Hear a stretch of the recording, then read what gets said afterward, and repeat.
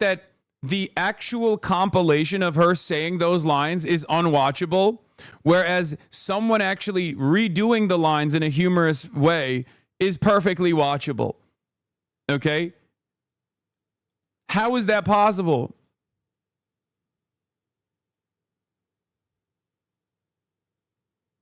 What is this?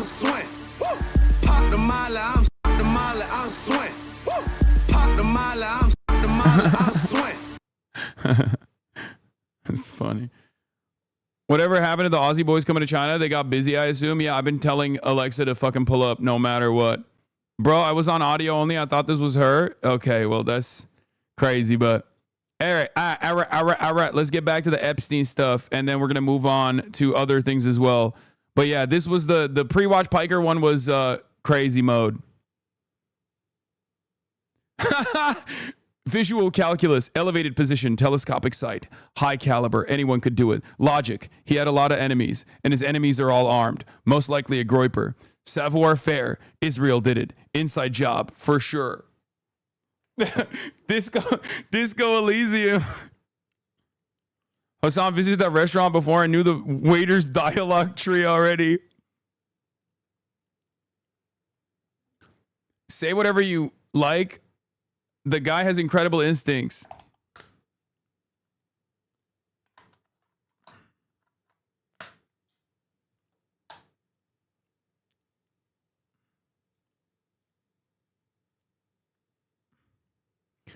This is really funny just for the interaction where the waiter gives him a free coffee and says, I just like your vibe. And that's because right before Hasan asked the waiter who he thinks killed Charlie Kirk.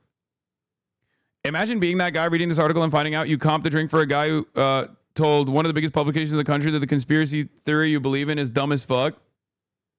Yeah, but I thought about that. I consider that as well, but it's not like they're fucking literally profiling the person or outing them, you know what I mean? They don't actually say what the restaurant is. So it's, you know, there's no harm, no foul in general. You should try some Chinese nicotine pouches. Do they have them?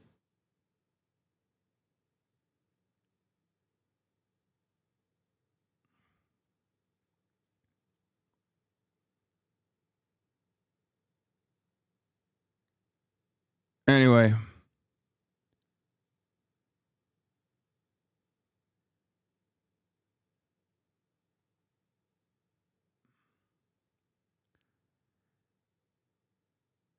That waiter's on Canary mission now. Thanks to you, you sick fuck. He was just asking questions. Yeah.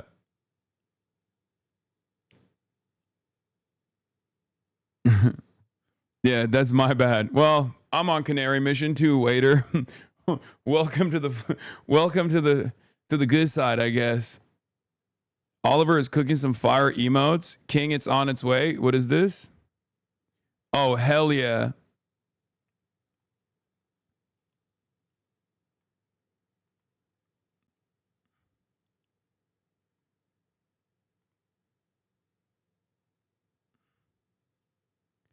CNN's Isaac Dover is not mad. A week after appearing at the center of much media attention, the Mamdani's Victor Party, Hasan Piker gets an unchallenged and promoted write-up in Variety, writing off Israel's an ethno-fascist state and saying Gal Gadot is part of a sexualization ploy by the Israeli army.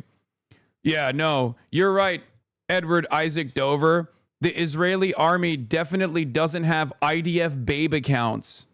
Like, maybe it's not directly the Israeli army doing it, but you know. Really? We're not gonna act like that's a marketing initiative that whitewashes what Israel does.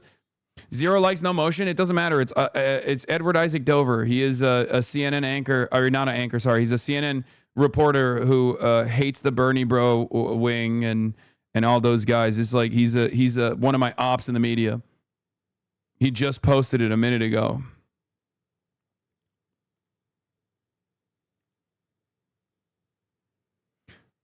Also, I didn't bring up Gal Gadot. The journalist did. What is the expectation? I just hold it in? I'm not. That's kind of my whole brand, don't you think? That's just what I do. I do not hold it in. Yeah, they definitely put attractive soldiers on every birthright trip, including mine, for no reason. Exactly.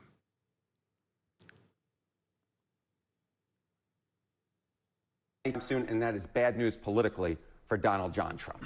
All right, thank you so much, Air Harry Enton. And now joining us is John Berman, hopefully. Thank you, thank you There very he is. much. He's over there. I am so pleased to be with you today, Sarah So good to Seidman. have you Thank here, you John. very much.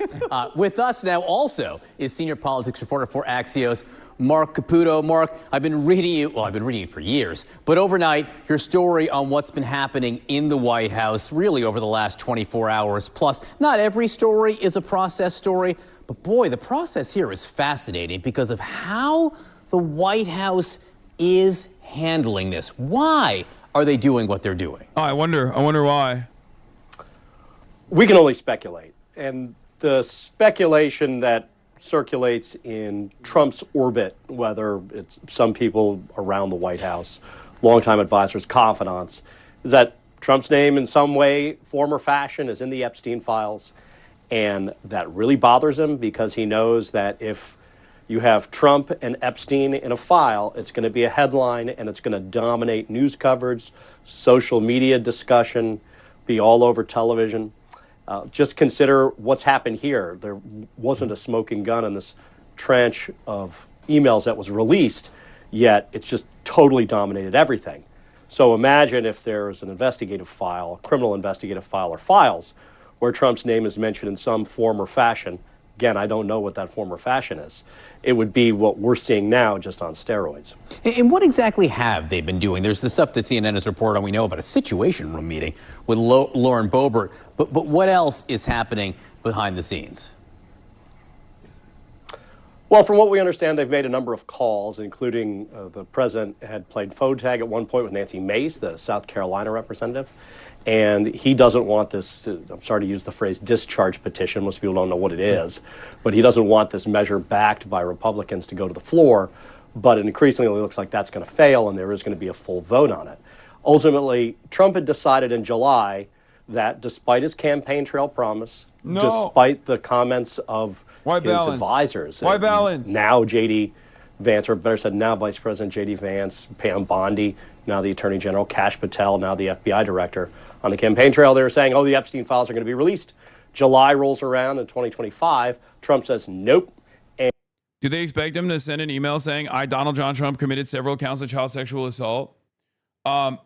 Yeah, that's not... Honestly, maybe.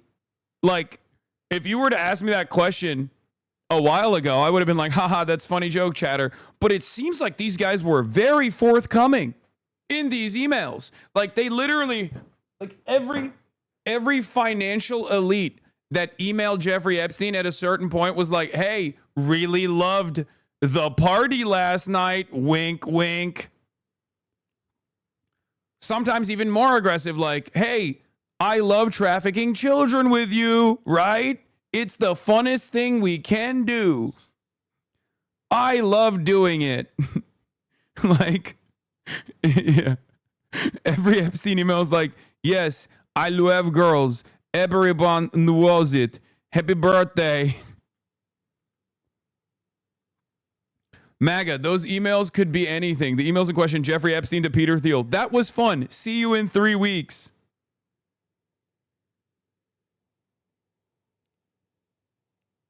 Dude, you promised me a blow up in MAGA, and today I've been told by multiple people that because the Democrats didn't release it, they actually took the time to alter the documents to print to Trump, so nothing can be trusted that comes out. That's the level of cope they're hitting. Nothing is going to change the MAGA views base besides the video of DJT sexually assaulting a child, and even then they're going to blame it on AI. No. If that were to come out, they wouldn't blame AI. They would just say it's actually cool and good that he did it, and they love doing it too.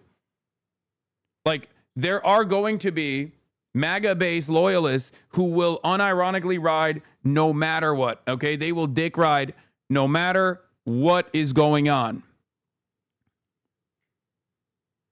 They would probably blame the child and do like a what was she wearing thing, or they would just turn around and be like, who amongst us hasn't been in this situation, right? I mean, Laura Ingraham already did it. We covered it earlier. Laura Ingraham straight up turned around and did the thing. She was like, well, actually, it's a phobophilia. I mean, some 15-year-olds and 14-year-olds are attractive. And it's like, why didn't the Democrats actually release this stuff when fucking Joe Biden was president if they were actually massaging the information, okay? That's the question. The counter to that always from your friends and hog coworkers that are saying like, oh, well, Democrats obviously weaponize it. I was like, okay, dude, why didn't they? Oh, I mixed up Laura Ingraham and Megyn Kelly. Sorry, it wasn't Laura Ingraham. It was Megyn Kelly who said that. My apologies. I'm sure Laura Ingraham will end up saying it tonight. So, you know, maybe that'll be another pre-watch Piker moment. But yes, it was Megyn Kelly who said actually it's a phobophilia, not Laura Ingraham. But when your coworkers turn around and say like, oh, well, the Democrats actually massage this information, like, or they manipulate this information. It's all fake news. It's all fake news. It's a line of attack against Trump. Ask them this question. Why the fuck did they not release this manipulated information, this trove of data before the fucking election then, dumbass? Because that's such a stupid line of argumentation. It's such a stupid way to fucking argue against this position that, like, basically the counter is we'll put him on the back foot. Like, they'll be like, okay, that does really not make sense. Also, because Bill and Hillary Clinton have decades of known association with Epstein, and Maxwell and are still viewed as assets to the Democratic Party. Yeah, none of these people in these emails lovingly chatting with Epstein will face social consequences. And we know this because in 2019, it was revealed Bill Gates met with Epstein several times, and his wife of 30 plus years divorced him over it. And this basically went into a memory hole.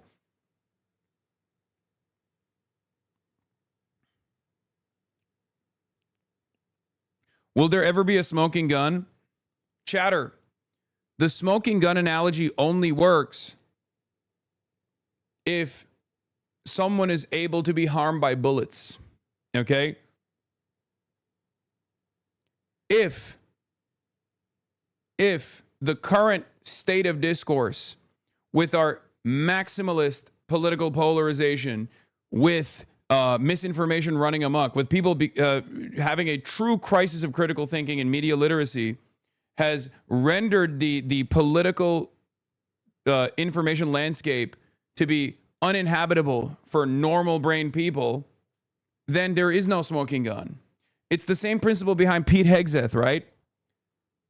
It's the same principle behind why normally a candidate like Pete Hegseth would never be able to get the highest security clearance, because when they are interviewing people for top security clearances, right, where you are like handling classified information and whatnot, they actually make sure that you are not blackmailable, okay?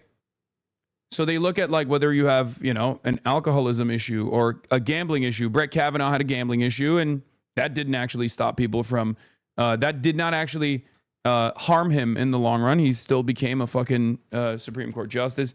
But the reason why they look at that sort of stuff is because if you are an alcoholic, if you have gambling debt, like things of that nature, you are malleable, you are persuadable, you are blackmailable. But you are unblackmailable if you have no shame.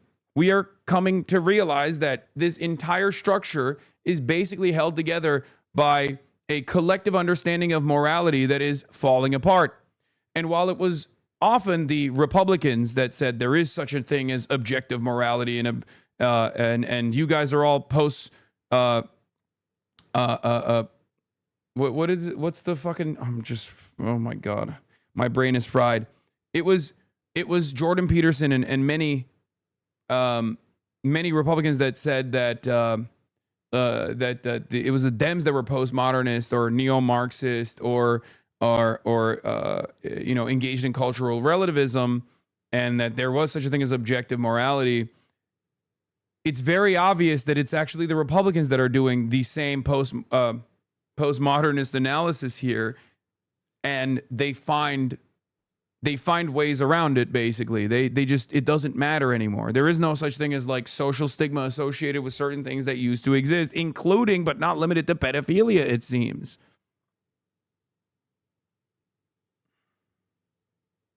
Do you understand?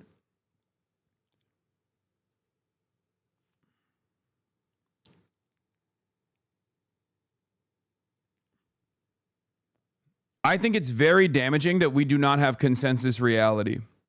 I say this all the time. It's one of the worst aspects of modernity, especially in this like internet media environment. Having no consensus reality is fucking terrifying. Even in like small, nonsensical, idiotic ways that obviously I encounter, right? That I experience in my day-to-day existence. Like, the example I will use is this tweet that I saw that went somewhat viral 11 hours ago. Little bro went to China thinking he would be received as a celebrity, got treated as just another foreigner, got arrested, learned that nobody knows him, and now learns that Asman is popular there. Lamafayal Hassan should be elected low-cow of the year.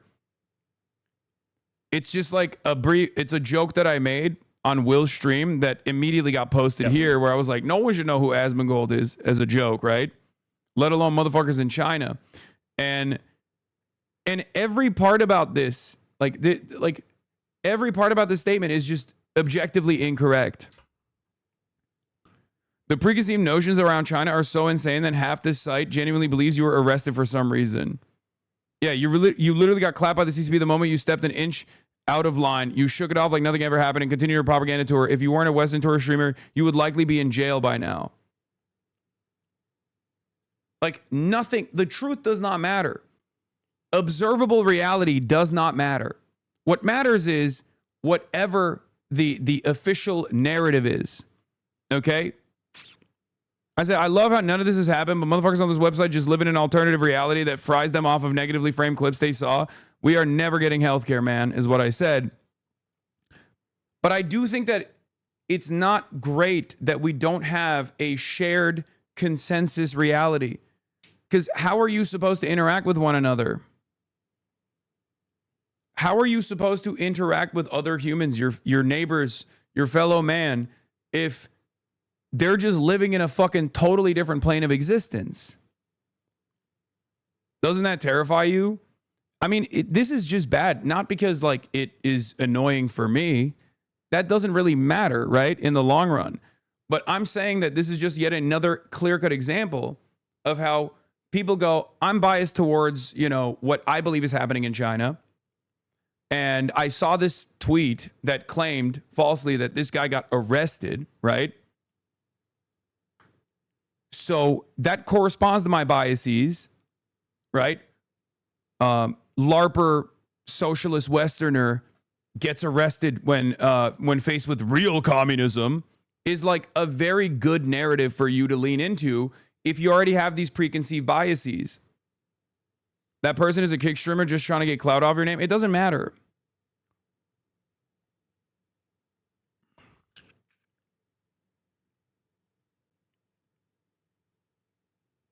They keep conflating the meme somehow triggered the cops.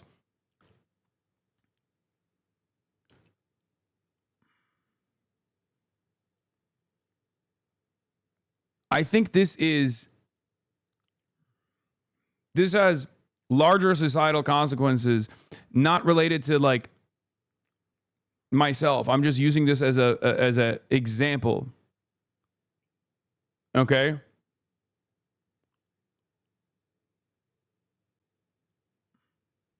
I'm just using this as an example of what is so dangerous about the way that things are changing.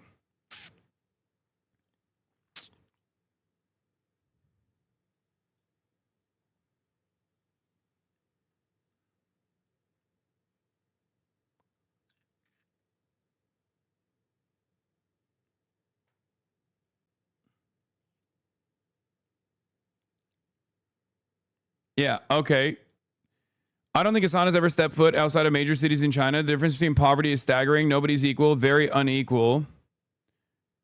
Hassan talks about China and what he loves about it so far is sick. Abundant style consumption paired up with centrally controlled economy. You have 1950s Soviet era building blocks next to Gucci store. If ever a country that rep the things I enjoyed. Yeah, I said China is the OG. Like, China is the OG communist flag in front of the Gucci store, right? Dog, you've been there for 5 days? I know. And there have been 5 days of people losing their fucking minds over this, right? Yeah, this is the breast milk guy from Blizzard. You like capitalism then? Hyperthyroidism. You weren't even arrested. You were just interrogated. Western communists versus real communists. Gucci, but also communists. You like capitalism then? I think it's a misunderstanding. I think this is a misunderstanding. Okay? The notion that people are producing commodities is not simply a capitalist concept. Like there is no, like it's the relations that people have to the means of production that makes a society socialist or capitalist. And the reality of the matter is China is not a communist state, okay? It's not.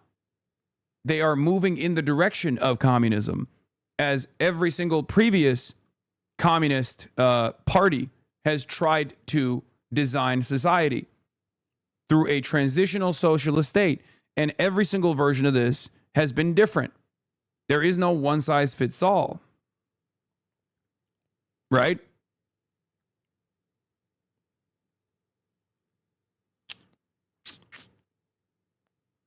Chinese netizens are supporting you because we're so used to getting smeared, lol. One netizen's message I saw said he really shouldn't bother explaining what happened to his haters. A person who wronged you knows best how you were wronged. Chinese netizens love doing poetry.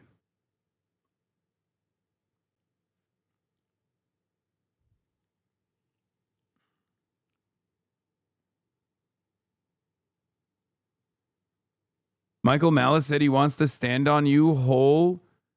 You're in the ground. What? I don't know what that means. Among other wild things, it was crazy to hear.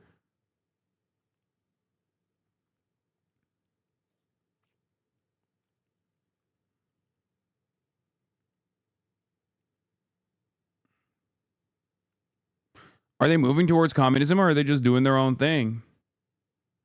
I mean, I can't speak to the ideological ambitions, okay? I can simply reflect on the reality of development. The reality of development and the reality of improvement of material conditions adjusted to the starting point, okay? The same goes for all socialist formations of society, whether they inevitably failed or ultimately failed, sorry, not inevitably, or whether they are at a different stage in their transition. This is not an easy endeavor. It never has been, and it's exceptionally difficult, especially when you're coming from an agrarian society, as is the case with many of the successful socialist revolutions that have been implemented throughout history.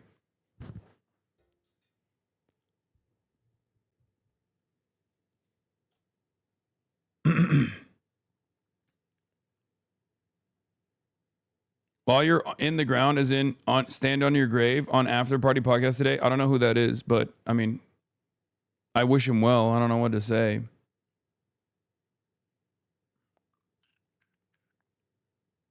Some of the most famous communist writers were wealthy. Only the wealthy could afford to read and write. It doesn't mean that they wanted a different society. Yeah, the wealth of the person, the wealth of the individual doesn't fucking matter. It's like a stupid ass argument. It's just one that is, ever present. It's one that, it's one that really people constantly lean into because they don't want to address the argument at all. When someone says, regardless of their financial background or financial status, when someone says, hey, we should improve society somewhat, there is this immediate cynicism, this immediate pessimism that people have. And I think that is a byproduct of the capitalist dogma. Yeah, you had it right with inevitably. Yeah, okay, well, I'm watching the inevitability not play itself out here in China. So what do you have to say to that? I know what you have to say to that. When you hate China, you say it's communist. When you are forced to reckon with the Chinese development and what that means for the new multipolarity, you say it's actually capitalist. That's what it is. But the real question for me, from me to you, is where is your capital? Do you own any? Do you benefit from this system, or have you been told that you benefit tremendously from this system, and the alternatives are actually really dangerous and really scary for you, just like China is really dangerous and really scary, is what you've been taught your whole life. And when you actually end up encountering, or when you actually end up seeing what it looks like on the ground because of people like iShowSpeed or even myself, like streaming from here, it's not like this is North Korea, you know, in terms of how shut off it is from the rest of the world. We move towards what is best for our people depending on the time and circumstance. Our greatest strength is flexibility and the ability to adapt. There is no end goal for a civilization that has survived 5,000 years and will survive for another 5,000 more. Okay, stop. I know. This is the one aspect of socialism with Chinese characteristics, the Chinese characteristics aspect that I don't necessarily I don't have any consideration for, okay?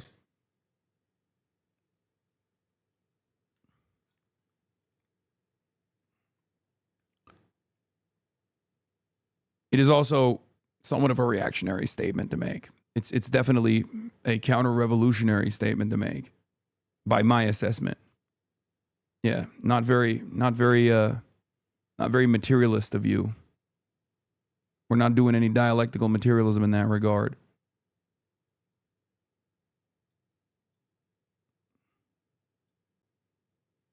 I mean, it's cool and it's true. And I think it plays a role in why people feel so proud. And I understand that. But ultimately, I care not for things such as this, aside from the fact that they are important in galvanizing the working class, important in getting people organized. Same with nation-state boundaries and what they represent. But ultimately, that's not the point. And that's not something I care about. What I do care about is improving people's lives, making sure that someone who previously was relegated to peasant class, like relegated to the peasantry on the countryside, that did not get educated, that did not have working water wells, that did not have roads going to their villages, is now able to travel freely and educate themselves, learn about the world, do something meaningful, live a better life in general. That's what I care about. I want that for everyone. Okay? You're a way better propagandist than Victor Gao. Gao's way too into Chinese nationalism because I don't have any care for... I'm not a patriotic person. Like, I'm not. I understand the importance of patriotism in terms of, like, organizing a working class in certain aspects, in certain respects. But ultimately, I just care about making sure that everyone lives the best life that they can live. Okay? At its root, this is why I am a socialist. Okay? That's it. I want people to live free and prosper. I want people to be able to unlock their potential. I want people to live comfortably. We have the opportunity for all to live comfortably. That is the reality. Our technological improvements have created a universe where people could, at this point, evolve away from the capitalist mode of production. And that's for everyone. That's for the good and the bad.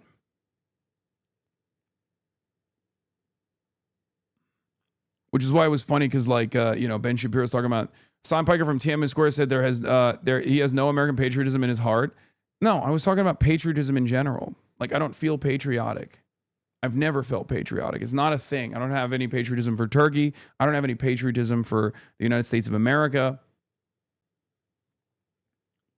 And it was more so a commentary on how unique of an experience that I actually watched as someone who is not necessarily a very patriotic person.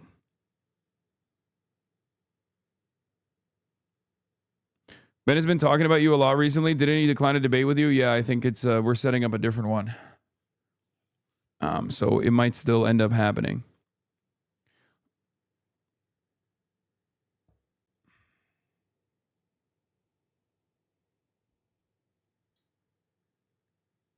Actually, I should probably cook them. Don't give him the time of day he's washed.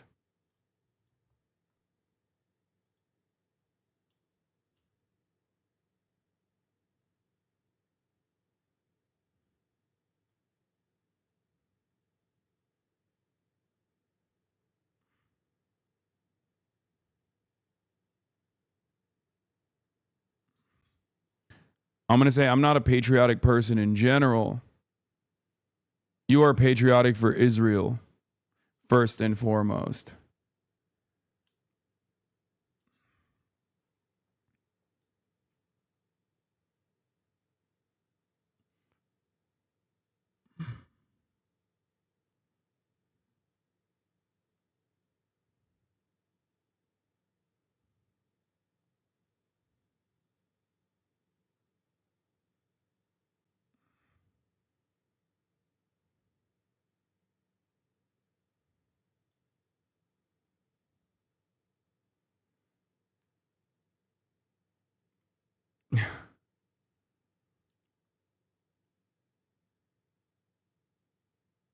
Easily deflected with dual loyalty. Dual loyalty is an anti-Semitic trope if you assume every Jewish person is actually patriotic towards Israel. There's a reason why it doesn't work for someone like fucking Miriam Adelson or Ben Shapiro. If you see a random Jewish person and you just automatically assume they care about Israel, then yeah, that is anti-Semitic. That's not the case. But if a Jewish person is literally saying, like, I care about Israel the most, it's the most important thing, what the fuck, and you should too, and you should shut the fuck up, American, if you care, if you dare defy Israel, then yeah, no, you have already laid your fucking, you've already laid it out for everyone to see. What do you mean? I can call it out. You know? Picking up what you're putting down, Yasha? Yeah. When the ever-changing imperial consensus, Israel starts thinking that Israel is no longer the U.S. interest, then yeah, dual loyalty stuff is going to be front and center like you've never seen. It's not been a problem because the interests of U.S. and Israel have been seen by the consensus as the same thing. Exactly. And it was. It was for the longest time. It was. It literally, like, was it actually good for America to be attached to Israel? No, of course not. In the same way that, like, was it actually good for America to invade Iraq? No, of course not. But was it good for the American military-industrial complex? Yes. And the same principle stands for our, allegiance to Israel as well. It's not good for Americans. It's not good for America necessarily, but it's good for capital owners who are profiting, who stand to profit from this endeavor. Also, Sean McCarthy had a good response to this. Okay, but why are major cities in China nicer than the major cities in America? I thought this country was richer. The new cope/dodge now that Americans are actually traveling to Shanghai and Beijing and seeing how much better things are there than New York City and DC is that Americans need to travel to rural China. Well, things aren't particularly great in rural America. Let's compare like to like. Because they were built over the last 20 to 30 years by people paid very little while demolishing what existed before. America could also build nice skyscrapers festooned with LEDs if they had access to hundreds of millions of people willing to work for $100 a month. After World War II, America had the highest wages in the world, and we were still able to build all the then cutting-edge infrastructure that is still in use today. This is about different government policies. Exactly. There is, like, people say, oh, it was super cheap. It was super cheap to build. That's why China was able to build it. It's like, yeah, foreign capital actually goes a long way in China as opposed to in the United States of America. That much is true. Having said that, however, what matters is that people's lives have improved. What matters is the material conditions of the average Chinese person has rapidly improved over the course of even 10 years. As I was talking to with Jake last night, Jake has been in China since 2014. He has seen the changes happen in a decade. He's seen the changes happen with his own two eyes. Now think about the past decade in America of not just stagnation, but I think like a recession. We are devolving.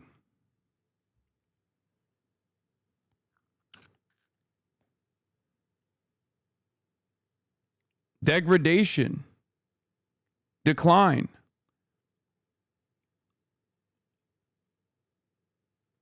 And I think the worse it gets, and the more people recognize that things are getting worse, some people will look to alternatives with envy.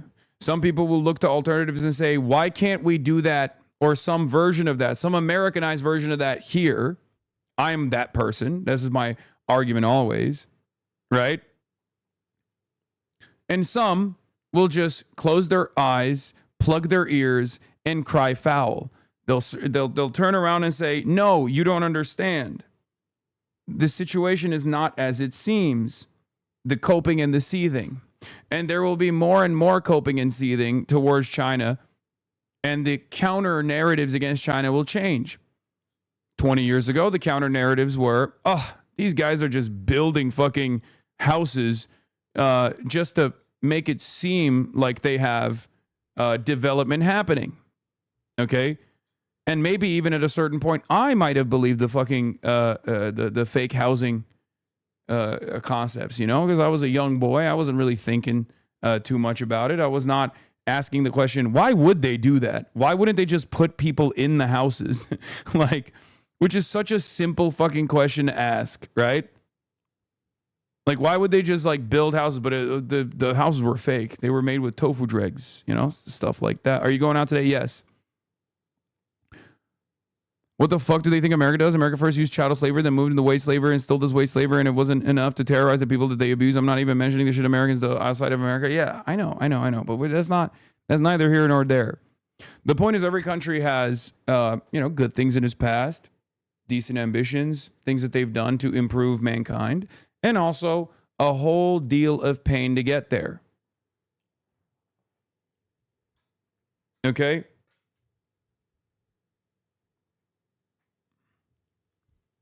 But what's really remarkable about it is like I've seen this being referenced about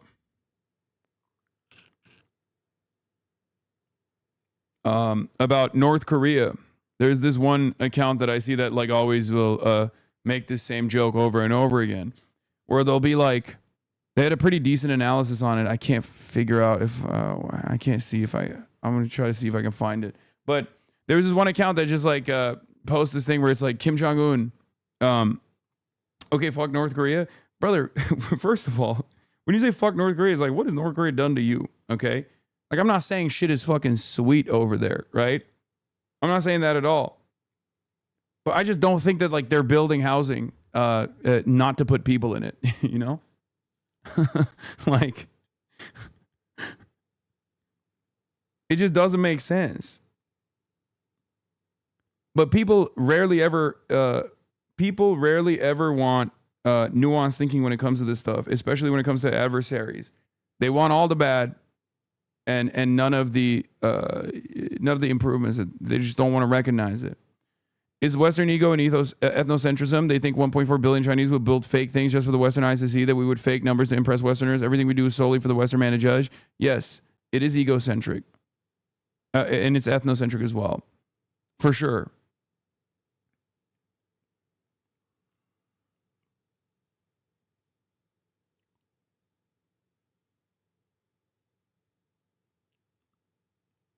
They thought they were building houses not to put people in it because that's what we do here. Yeah, that's also true. We build houses for speculation. But in any case, that is what it is. Like, it is very Western-centered, right? And it is adjusted to the material realities. It is adjusted to the material conditions. When they're actually experiencing widespread famine over there, right? They go, oh, this is why socialism is abject failure.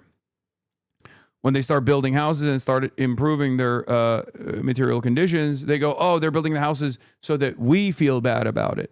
So that we, like, they're doing this to flex on us. It's fake. It's not to just build houses so that fucking people can live in it, you know? And it's so stupid. It's the same with like China as well. Motherfucker, they're not doing shit so that the Western world can see it and go, oh my God. They're doing it because there's 1.4 billion fucking people here. They like the cool lights on the fucking the side of the goddamn skyscrapers like you do. Like, what are you talking about? is just another fucking country. It's another whole ass country with people living in it. They're building housing, not so they can be like, see, we're flexing on you. They're not building high-speed rail to flex on us. They're doing it because they want more commerce to happen in this fucking giant country. And they want to make sure that every city and every locality is connected to one another. It's so stupid.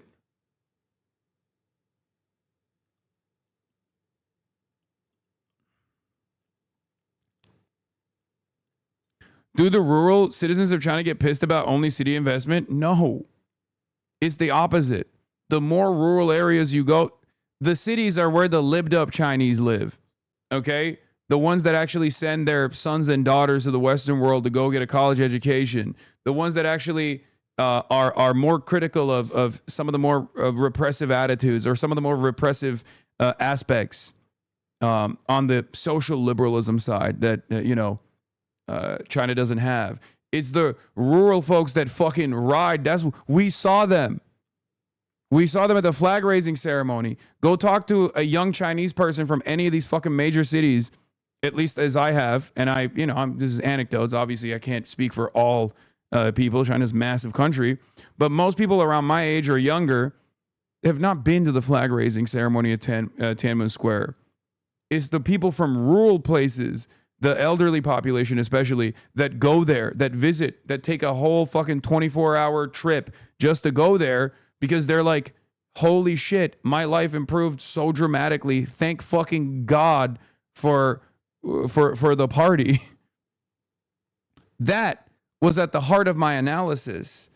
That was why I was saying I'm not a particularly patriotic person, so this flag raising ceremony is strange by my own observations. It's not for me, right? It's not something that I would ever find myself doing, right? It's not something that I would ever find myself doing. However, like the places that people are coming from, it's a fascinating phenomenon to observe in real time. Like, one must identify why they feel this way, how they feel this way. As correct as 2,000 Chinese, we don't really care about the flag raising and not that patriotic to the party, but have a collective pride of being Chinese. Yeah.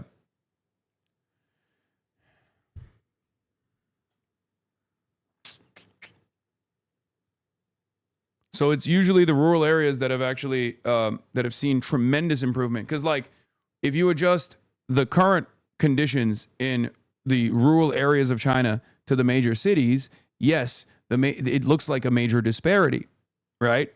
It looks like a major disparity. And with your mindset, you think, oh, they are just keeping it this way somehow. It's sinister. That's not the case at all. The real disparity is the starting point versus where these places got to now, whether it be Shanghai, and I'm literally sitting in a living, breathing example of this, as I showed you in the 90s. This tower that I'm sitting inside of did not fucking exist. It was literally barren, okay? Behind me is, on the other side of the river, the western, the western quarters, the colonial quarters, Bund, around the river bend. That's where foreign capital entered the Chinese markets. That's where the special economic zone was, and that's where one of the most developed cities in China existed, Shanghai, right? And for many, many years, the rest of China did not look like that. Now you have multiple Shanghai-style Tier 1 cities, right?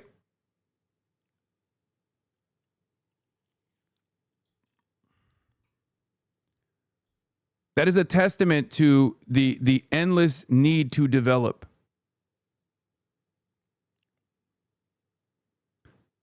And in terms of the rural areas, like, they have also dramatically improved. Was funny to realize that Bund is a Hindi word because we have many buns in India everywhere too, lol. Yeah.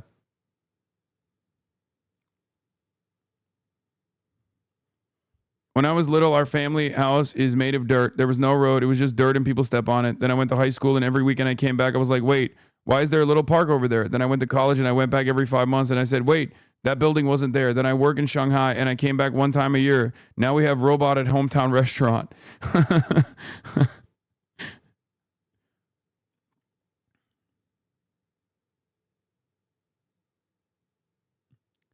I saw some dude in Twitter, he was on a post saying 90% of Chinese people own their own home. He asked Grok to confirm struggles with it about how is it ownership is at least, then ends by saying, one word, interesting. Yes, I think is it 50-year leases or is it 100-year land leases by the government? But there is no, the government always, when the time comes, the government will, renew your lease. It's 100 years, right? Yeah. Or 99 years? Yeah.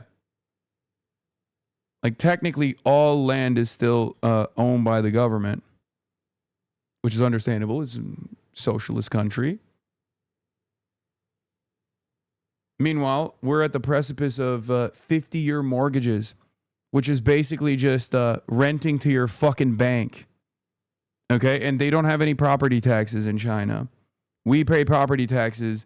They don't. They just have a 99-year lease structure that gets renewed automatically, pretty much.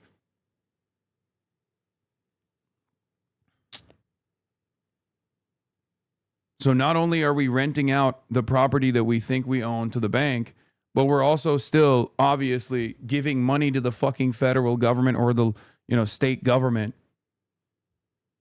in the form of property taxes. Can transfer the lease? Yes, of course.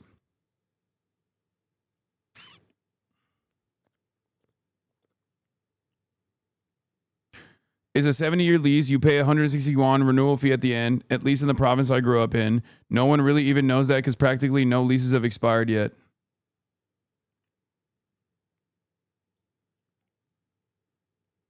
Yeah. Look at Shenzhen, the past and the present. Shenzhen City, 39 years apart. 1984, this is what it looked like. 2023, this is what it looks like. You can't deny results. Okay, that's it. You can cope, you can seethe, you can get mad, you can say, why can't we have that here? I think it's more productive to look at that and say, why can't we have that here? What will it take? I wish we could.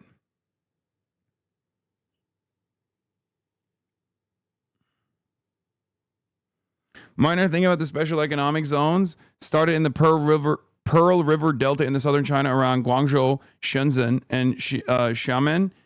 And a decade later, Shanghai was added. Your point is still correct, though.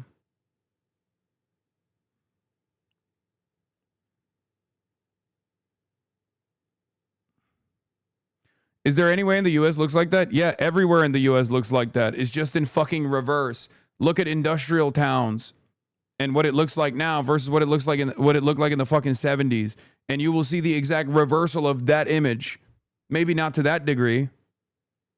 Have you been to a fucking rural town? Go to a coal town. Go to Detroit. Go to Gary, Indiana. Gary, Indiana is a great example of this. Go to fucking Buffalo. Go to Pittsburgh. Go to any number of different American cities, what it used to look like versus what it looks like now. Even the ones where there are still a shit ton of people living in it and a real, like people living in it, people still working, things of that nature. Like they have deteriorated in comparison to where they were 30, 40 years ago.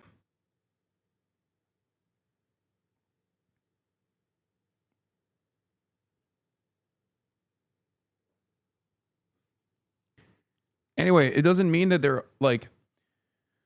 The thing is, I'll give you one last example of this before I move on back to the Epstein stuff. Okay, it's kind of like this. When I say socialized medicine is fantastic, just look at France. Nobody brings up the million different awful shit that France has done throughout its history, or the ongoing versions of violence that exist in France. When I say we should have a socialized housing structure similar to Vienna, right? Red Vienna, nobody turns around and says, well, have you considered that, the Austrian history is not so great? No one does that. But when you actually make a comparison in China in terms of development, everybody starts hitting like as many lines as they fucking possibly can. One must ask the question, why? You know? Why is it? Is it because it's like extra violent and extra bad and far worse?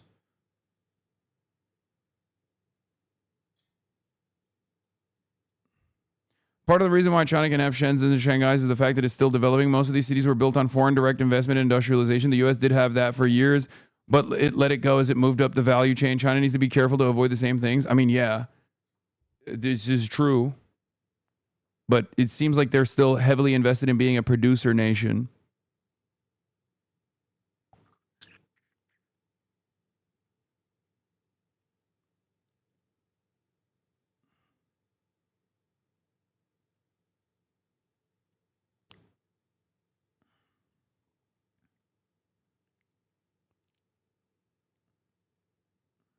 So we should hate all historical examples equally, you mean? No.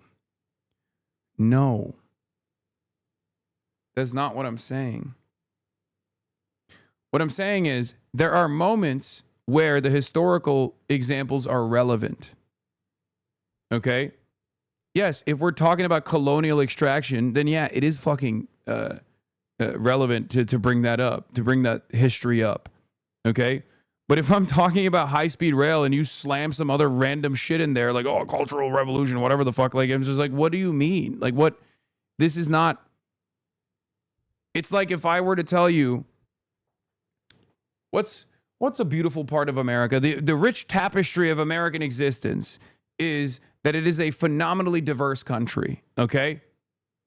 And you just turned around and immediately were like, whoa, hold on, George Washington was a slaver, Henry Kissinger, the nuking Japan twice, Laos, Cambodia, Vietnam War, Trail of Tears, genocide. It's like, okay, man, I just said America as it currently exists is a fucking, is a very diverse country, and I like that. Like, calm down. You know? That's it. I don't have to like constantly bring all that shit up when I'm talking about America, right?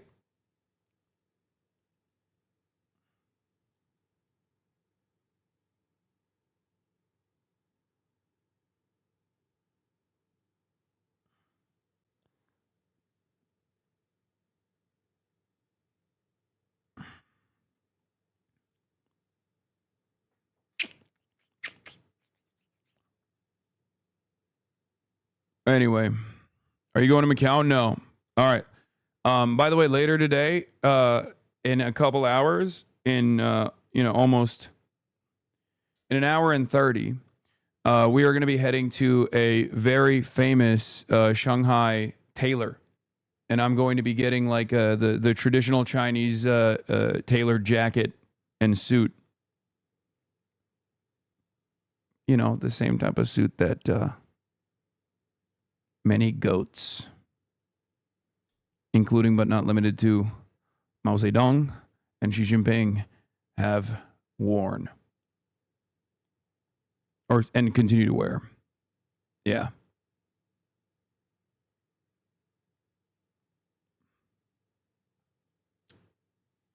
I'm becoming lemon bro watching you do shits in China. Yeah, that's why I was lemon bro, because I was envious. Oh, speaking of lemon bro, look at this. The Bilibili team gave me this. I'm gonna be handing these off to people that come up to me today. Not to encourage stream snipers, but they made Bilibili lemon bro keychains.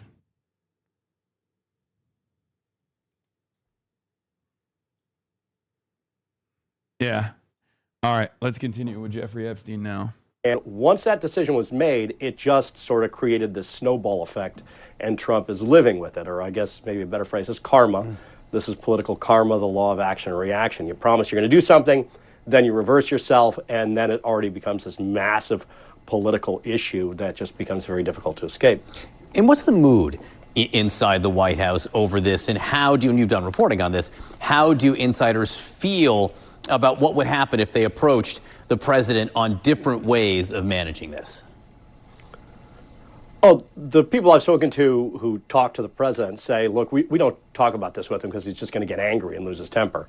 And as a result, that's how you're seeing, or that's why you're seeing him act in this way. The White House is bothered by this release of emails from the Democrats because it was released in a strategic way, a political way, to coincide with the ending of the shutdown. Also, the sort of most,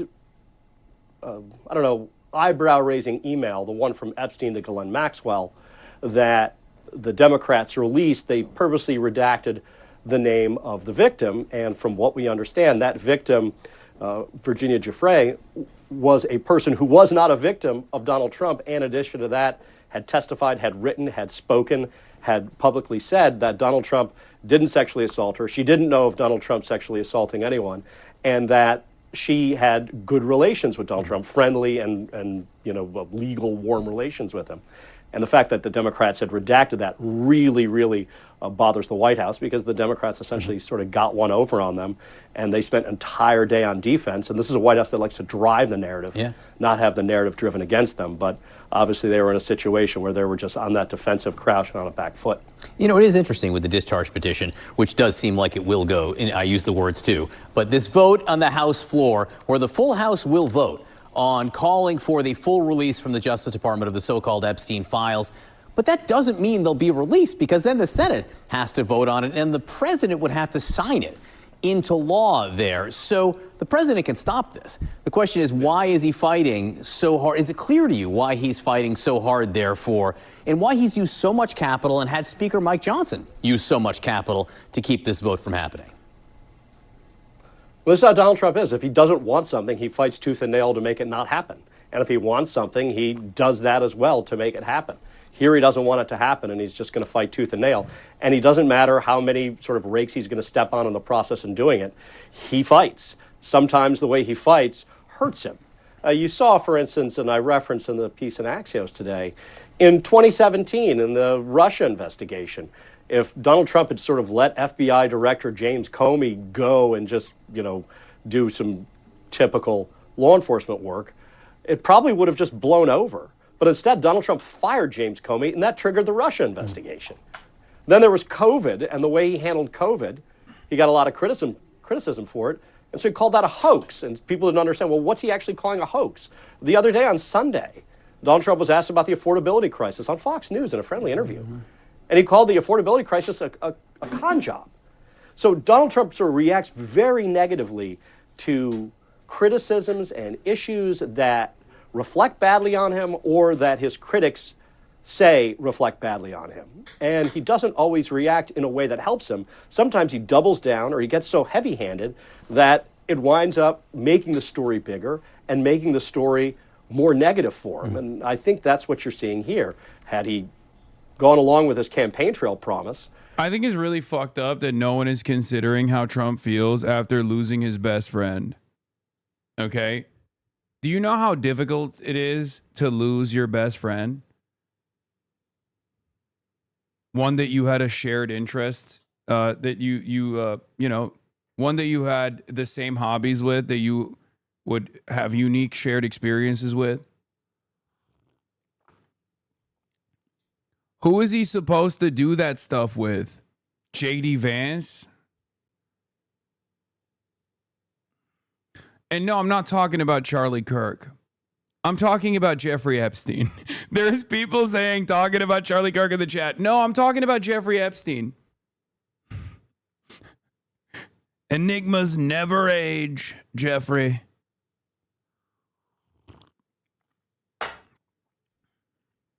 Who is he going to send birthday cards to now that Jeffrey's dead?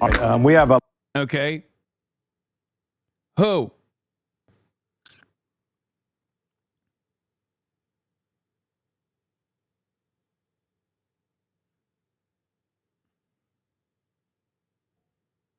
Shinzo came to my mind at first, not gonna lie. Oh yeah, he does love Shinzo. It's actually true. Every day is another beautiful secret. You and I, Jeffrey, every day we share together. He stopped doodling since then. Oh my God, you're right. Oh my God. Ever since he lost the light of his life, he has stopped doodling. Jeffrey was the guy who encouraged him to doodle more. And now he's gone.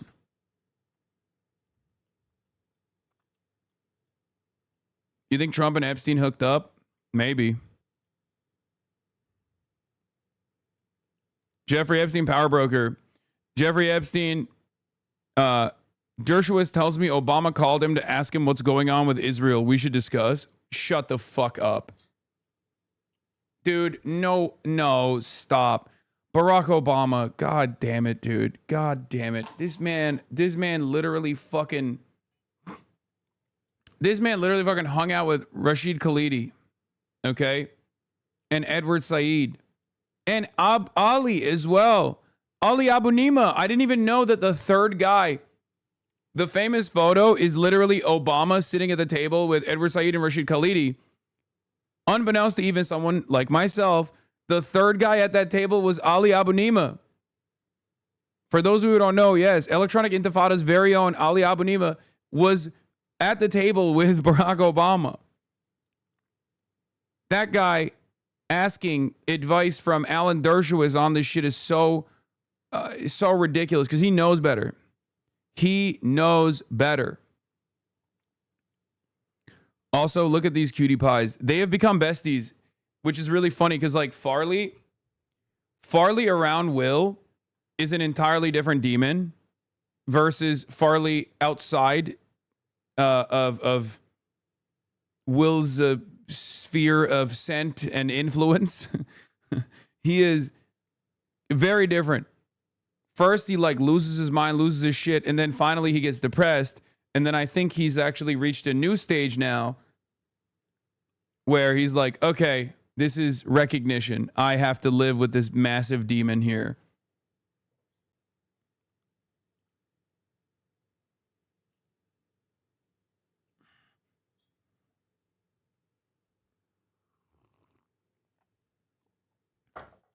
It's acceptance.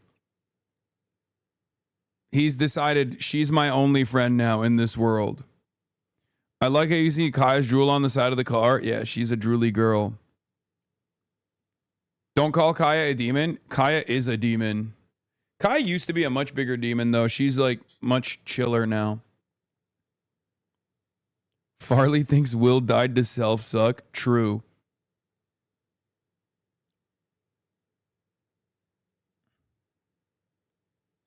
All right. So, couple things. One, anarchist militants have waged terror campaigns in the United States and Europe, conspiring to undermine the foundations of Western civilization through their brutal attacks, which is, again, Nazi sentiment. The State Department will designate these four Antifa groups as foreign terror organizations. That's another thing that we're going to be talking about. Also, Trump is at 33% approval on immigration among Indies. That is an atrocious number for him. Okay? As I told you, as I said time and time again, as I repeated myself a million times over. Sometimes you say, Hasan, why do you repeat yourself so much? It's like, yo, I repeat myself because it's a necessity, okay? Because unfortunately, these problems are unchanging. But I told you this in the lead up to the election. And I told you this in the aftermath of the election victory for Trump. That people were going to see the Republican legislation and experience the Republican legislation and realize maybe this wasn't a good idea. I need you to understand this, okay? This has always been the fucking case. What is this? Make it stop. Asman shatters the dipshit meter. Oh my God, my goat is coming after Asmongold? No way.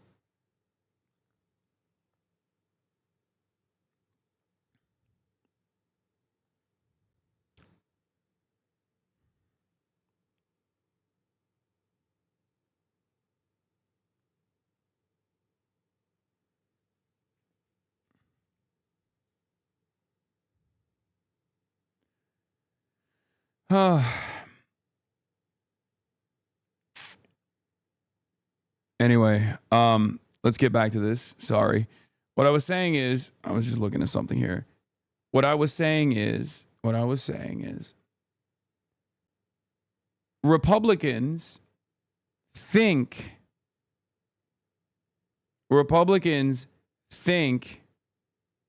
they like Republican voters think they like Republican policy.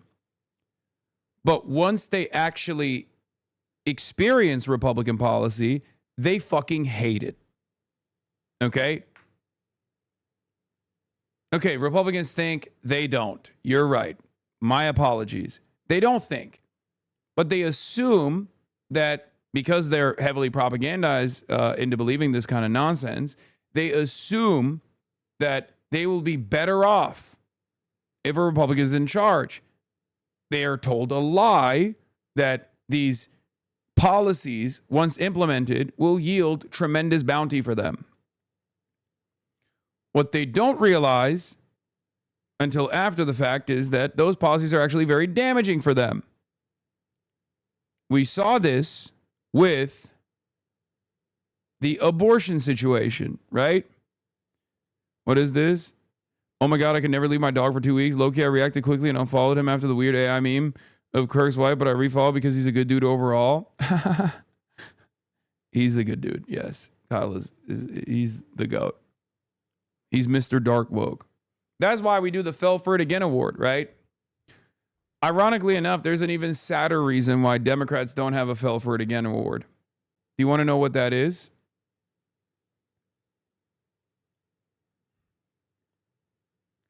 It's because Democrats, even when they're lying to you, don't overpromise. And that's part of the reason why they lose elections anyway. That's why there isn't a fucking Fell For It Again award. Because even those who vote for the Democrats kind of know that they're not going to deliver on any of the shit that they're voting for.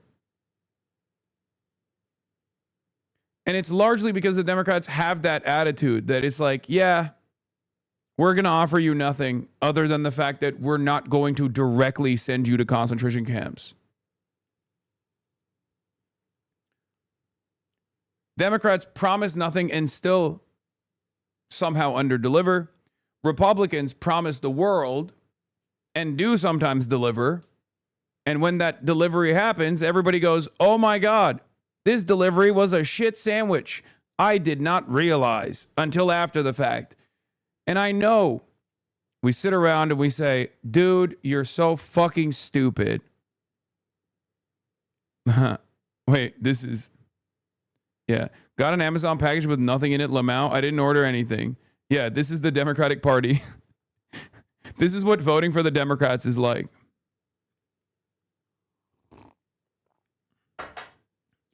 Yeah.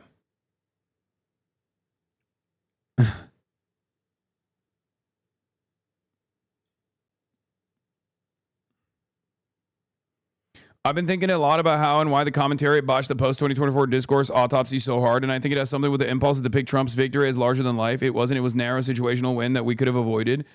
It is also because of the same ambitions that the Democrats have had consistently. The real reason why they botched this, okay, the real reason why they fucking botched this is because I was there.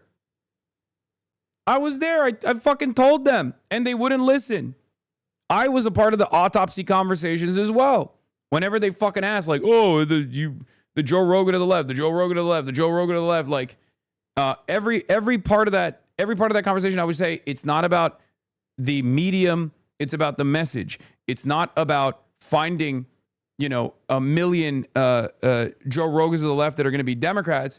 It's about the policies.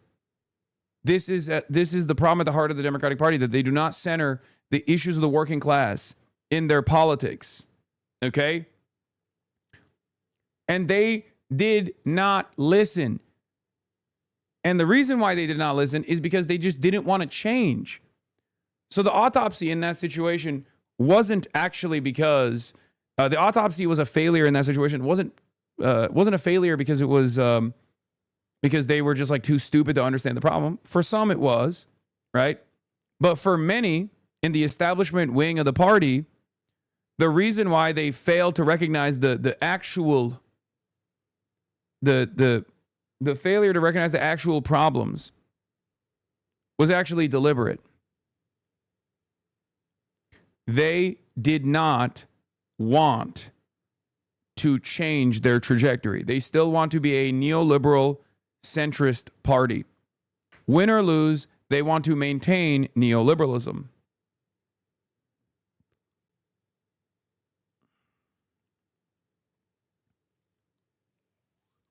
Trump might be dead, not a drill. Shut the fuck up.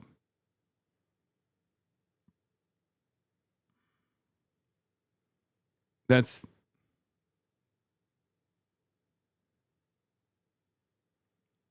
Yeah, one of the funniest parts about this conversation was like when I kept talking about like the Democrats cannot podcast their way out of this problem.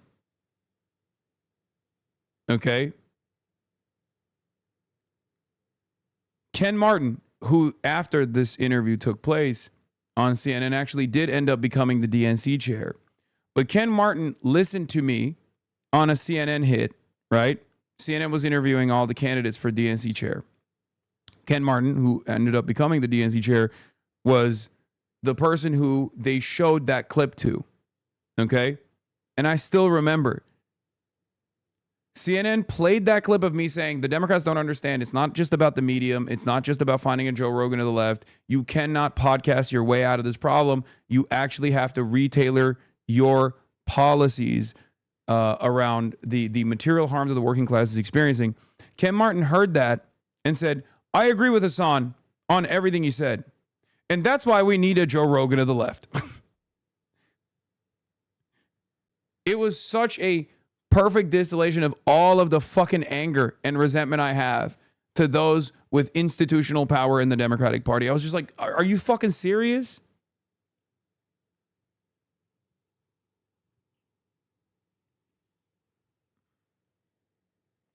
Here's the video. Yeah. All right, this comes as Democrats right now are... No, but this is not the actual... Oh, here it is. Yeah. Here. This is perfect. Here. Yes.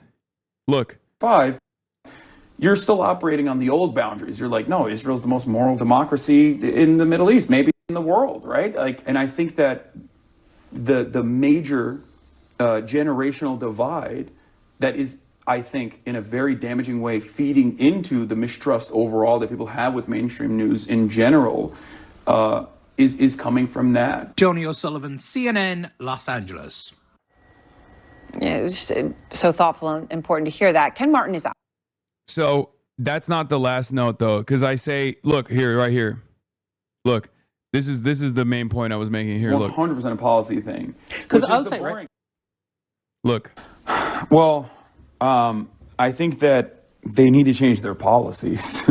It's a policy thing. Yes, it's 100% a policy thing. Because I'll say, right? Which is the boring answer. Although it would be very self-serving for me to say, I'm the left's Joe Rogan, the Democratic Party should give me millions of dollars. That's not going to solve this problem. What will solve this problem is if the Democratic Party actually adopts real left-wing economic populist messaging instead of purposefully avoiding that stuff because they're terrified of upsetting their corporate donors. I think Trump speaks to mail-in securities better, and I think... So, anyway, so that was the major point I was making, right? You can't podcast your way out of this problem. Let's look at Ken Martin's reflection on this. Important to hear that. Ken Martin is out front. He is running to be the next chair of the DNC. He's the current chairman of the Minnesota Democratic Farmer Labor Party. And I really appreciate your time, Ken. So, you hear Hasan Piker. 7.5 million people watched him on an election night. He's all in as a Democrat. But then he's talking to Donny about how the video game and fitness space online is dominated by right-wing people talking about it, right? Not necessarily everyone into fitness, right? That there's that gap. And he says that Trump speaks to male insecurities better. He speaks to the anger that people have and that Democrats don't speak to that anger at all. I'm quoting Hasan here. He's very direct about the problem. Do you agree with him? Well, first off, Aaron, thanks for having me on tonight. And actually, I think Hasan's right in most of what he says there, and particularly as it relates to the fact that the Republicans have been, since the 2020 election, a constant drumbeat of misinformation, disinformation, and lies on platforms that the Democratic Party really wasn't competing in. We live in a 24/7, 365-day information environment now that we have to be competing in a much better way. Podcasts, streaming services, TikTok, social media, of course. My two boys, 22 and 20, they get their information from TikTok, right? And so we have... They just, they go, okay, I think the solution is podcast more. This was almost a year ago at this point.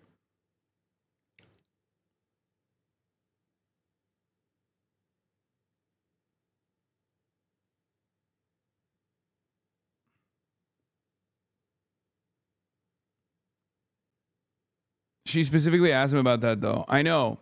The media framing on this is always on the aesthetic side. How do I stream with the song for one day and see more hate online than 5 years of streaming put together? People got to chill the fuck out. Welcome to the fucking big leagues, Jake and Bake. This is my everyday existence, big dog. Unfortunately. You just got to tune it out.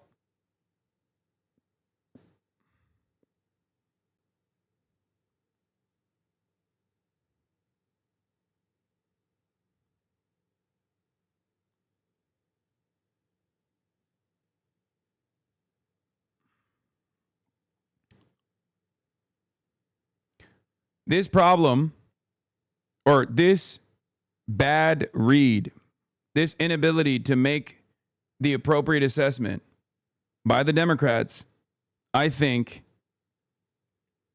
is more cynical than attributed to stupidity.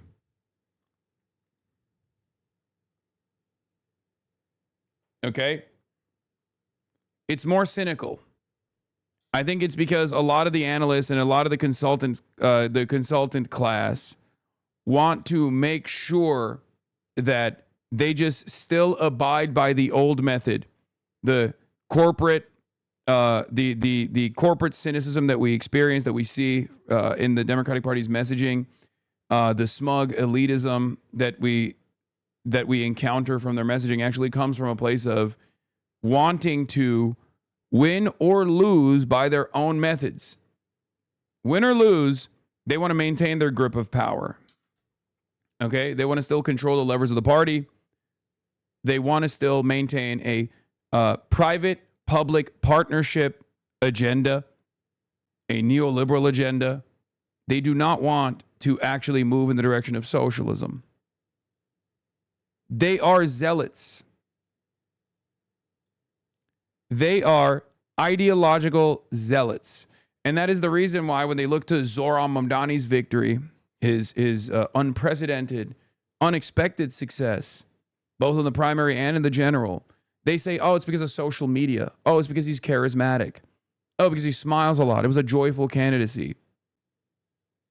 And while all of those things are a factor to his success, the it factor, if I were to identify one, would be that he identified the fucking 5 key things that people were suffering from and said, I am going to sincerely fight for you and tackle these issues for you. At its base, that is what democracy is. That is what small d democracy is. That's what the democratic process is supposed to be. But in our duopoly, we have forgotten about that key principle, the fundamental democratic principle.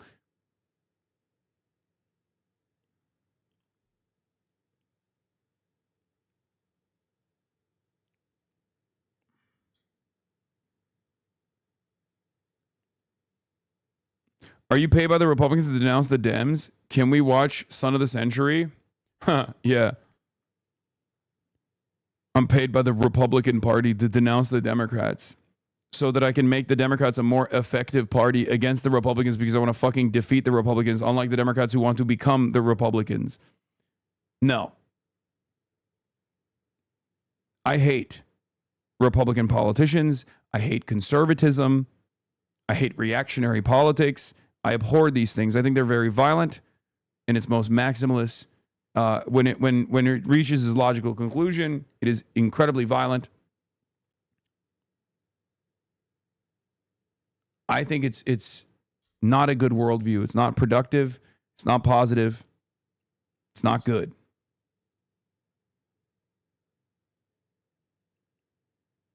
And my anger and resentment towards the Democrats actually stems from the fact that they are far too close to the Republicans in policy. And for that reason, they end up losing. And even if they do win, they still maintain the same neoliberal attitude that causes frustration within the base. It's too little, too late. It's too marginal. It's too inconsequential.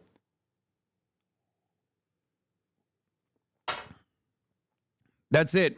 That's the problem. That's the frustration. That's where the anger stems from. That's where the resentment stems from. Not like a secret op to the Democrats or anything, okay?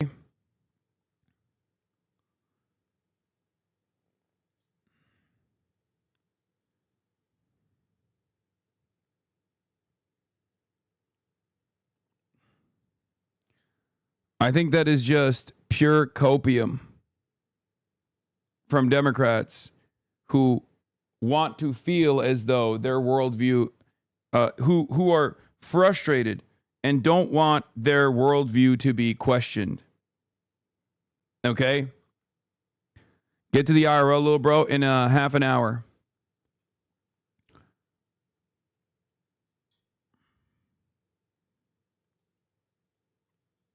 To get to in this show, including newly released emails from accused sex trafficker Jeffrey Epstein, raising questions about what President Trump may have known.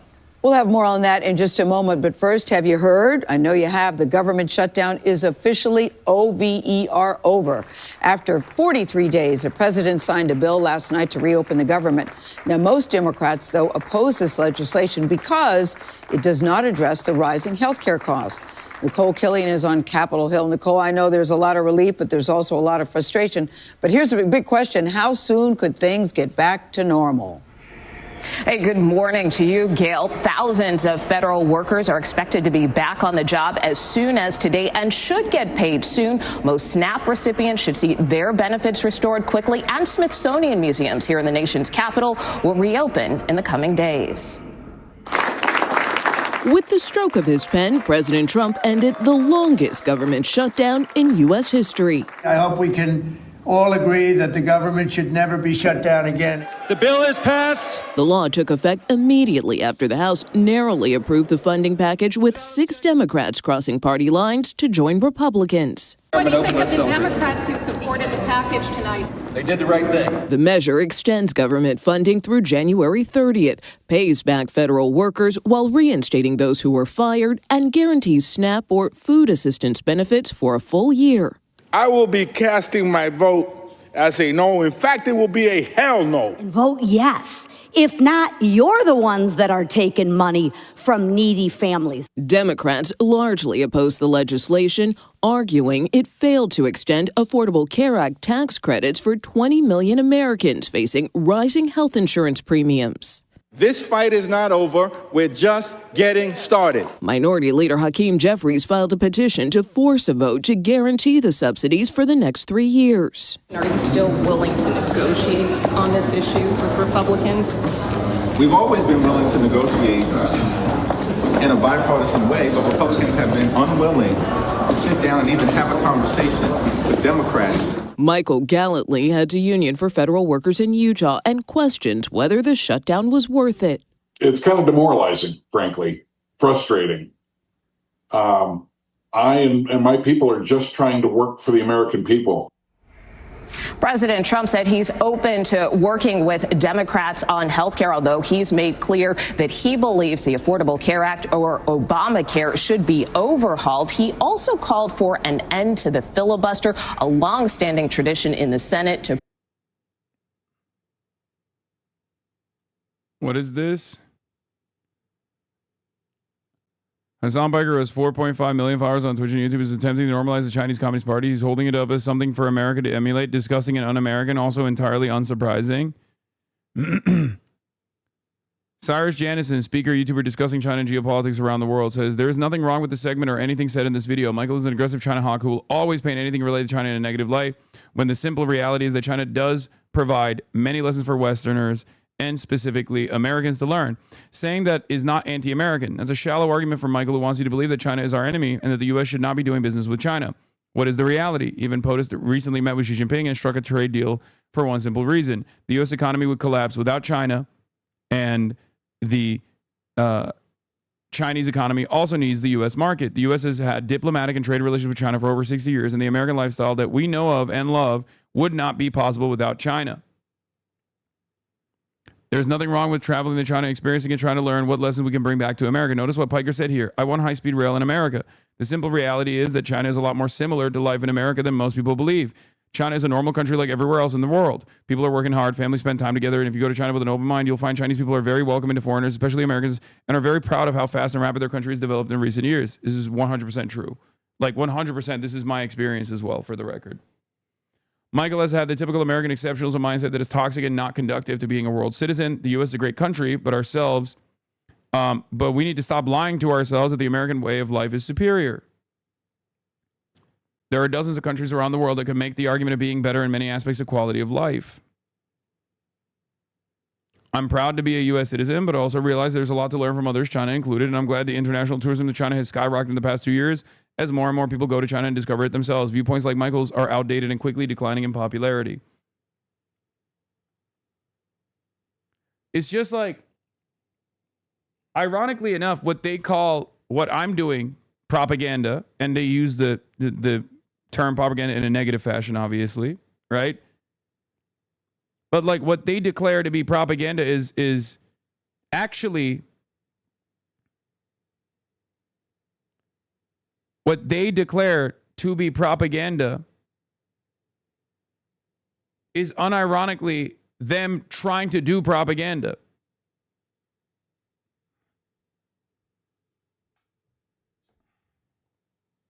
It's cutting through the fucking noise.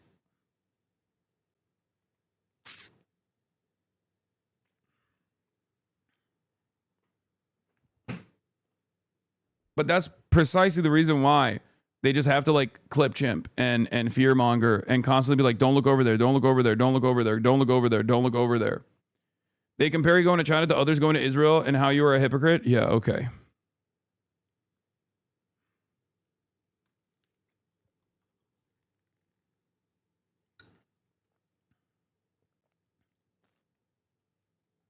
Promo tweet.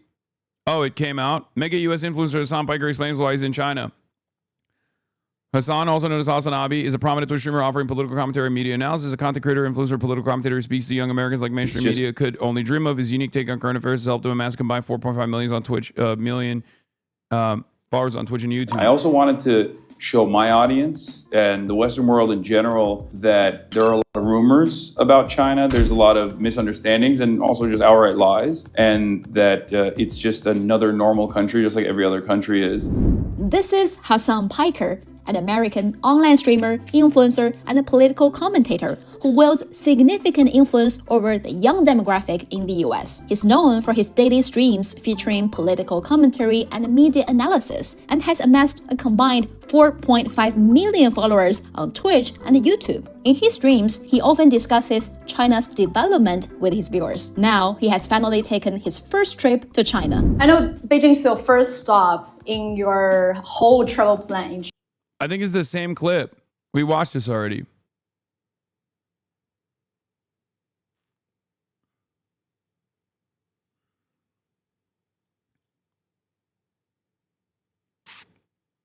Prevent future. The 5. AOC made this whole thing up. Oh my God. The socialist fever in the Democratic Party seems to be spreading after Zohran Mamdani's win in New York City. Over in Seattle, they have just elected a socialist mayor, Katie Wilson, an inexperienced far-left radical who got financial support from her parents. She's on track to take down the incumbent Democratic mayor who has worked in city politics for almost 2 decades. AOC, meanwhile, is trying to get Trump voters in on the communist revolution.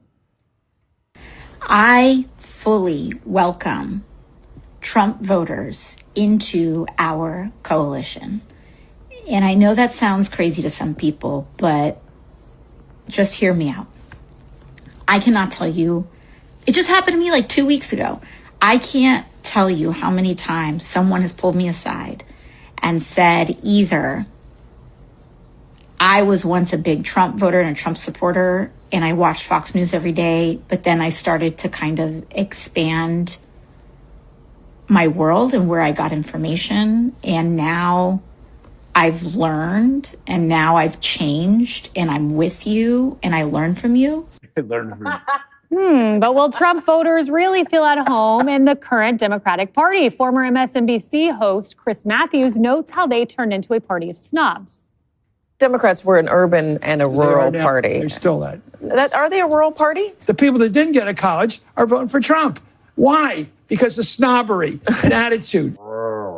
Pennsylvania Democratic Senator John Fetterman, who earlier today got rushed to the hospital after a fall near his home in Pennsylvania, and thankfully he's doing okay. But before that scary incident I mentioned, he was talking about the level of hatred he gets on social media.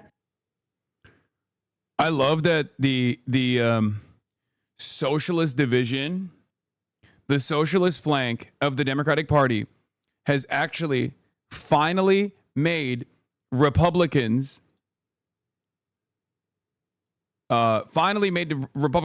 start to create this distinction between normal Democrats and socialist Democrats. Notice how these very same guys, MHUD, everyone has been stealing your clip. They've been posting it on Twitter. I'm letting you know, you're too late to the game. Megaphonics was the first, of course, expected to come in and be like, this is what happened to John Fetterman. They found the video. That's fine. Oh no, it's spreading. I'm assuming there will be, by the end of today, there will be like at least 100,000 people who genuinely think this is the actual video of John Fetterman falling.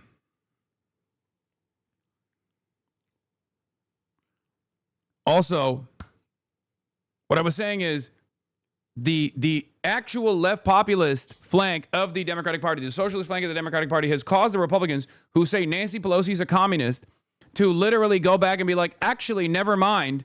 Those are the real Democrats. Those are the good Democrats. What happened? I thought Democrats were entirely a communist party. What the fuck happened? What happened? Now they're even defending Democrats. How did this happen? Perhaps there is a lesson to be learned from this.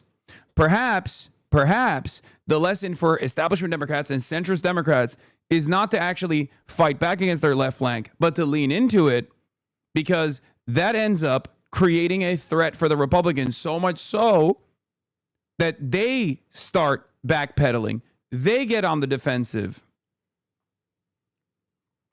They start trying to show centrist Democrats as the reasonable position.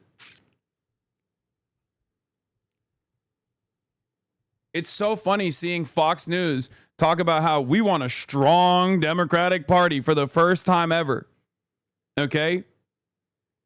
Normally, that's just that's what Nancy Pelosi used to say, right? You don't hear that from anybody else. I ain't never heard a Republican talk about good Democrats until some real fighters came around and they decided, oh, fuck, we had it too good for too long. Didn't even realize that there was a real threat out here. Anyway, yeah, this is not actually John Fetterman. I have to keep saying that because I know someone's going to fall for this misinformation eventually.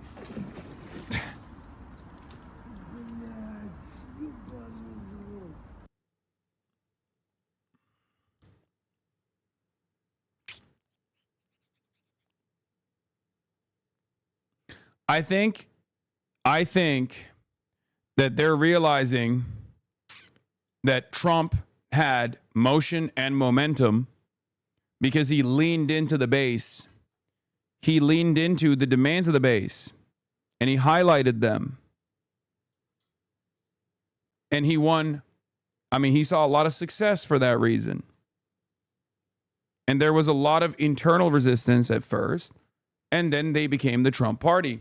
And not only did they become the Trump party, but American politics was redefined by Donald Trump. Just as American politics was redefined by Ronald Reagan, and just as American politics was redefined by FDR, Trump was a Trump was a transformational figure for American politics. Okay? Obviously, FDR is the only good example of this, by the way. The positive transformation. Reagan is a negative one, and Trump is also a negative one. But my point is, they are fearful of also the Republicans are fearful of the Democrats having a similar transformational figure in the Democratic Party. Okay? That's what they are afraid of. They're afraid of a Trump-style figure rising from the left, rising from the socialist alternative flank of the party that will, of course, lean into the desires of the base of support within the Democratic Party and basically recreate an FDR 2.0 style situation, if not even better than that, right? Move American policymaking and American infrastructure in a positive direction for once, after decades of stagnation or deterioration. For members of his own party. The right would say really rough things and names. You know, some names I won't repeat on TV, but the on the left it was like they want me to die, or that we're cheering for your next stroke, or that's terrible that depression won. Why couldn't it depression won? And I hope your kids find you. I mean, they even have like the graphic, a GIF where they have like a stroke, in your head. So, Greg, there's a slew of secret socialists whispering in AOC's ear. Yeah, I love, she says, I can't tell you how many times Trump supporters have come up to me and said, yes on Democrat socialism, and I can learn from you. Well, I can tell you how many. 0. Didn't happen. She made it up. Because one thing you know about Trump supporters, they're pretty solid on their beliefs about socialism. They make it pretty clear. That's like a dog saying, I can't believe how many times a fire hydrant has come up to me and said, hey, I really like getting peed on. Because that's what socialists look at America as a petri dish. We're the lab rats in their experiment. AOC is saying, lab rats, come join us. Embrace your tormentors. All socialists begin by saying they're Democrat socialist. And then when that fails, they drop the adjective. They go full authoritarian. Look at Venezuela. The leader, I can't remember, was it? Buttfeld. They are desperate to talk about anything other than Epstein, huh? Yeah. Yep. The ugly guy or the other guy. Talking about, by the way? He pushed socialism for the 21st century. That was the slogan. Then he quickly shifted. Oh my God. No. Wait, because I've tweeted this GIF at him dozens of times. I'm so glad he's seeing our work. Oh my God, that's the GIF he's talking about. Oh my God. Completely asinine lol. He tries to come off as an intellectual with all them bullshit ass papers in front of him. What a joke. I mean, he has a fucking poop mug in front of him. I don't think he's trying to come across as an intellectual. These guys abhor intellectualism.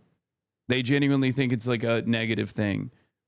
They want an uneducated populace.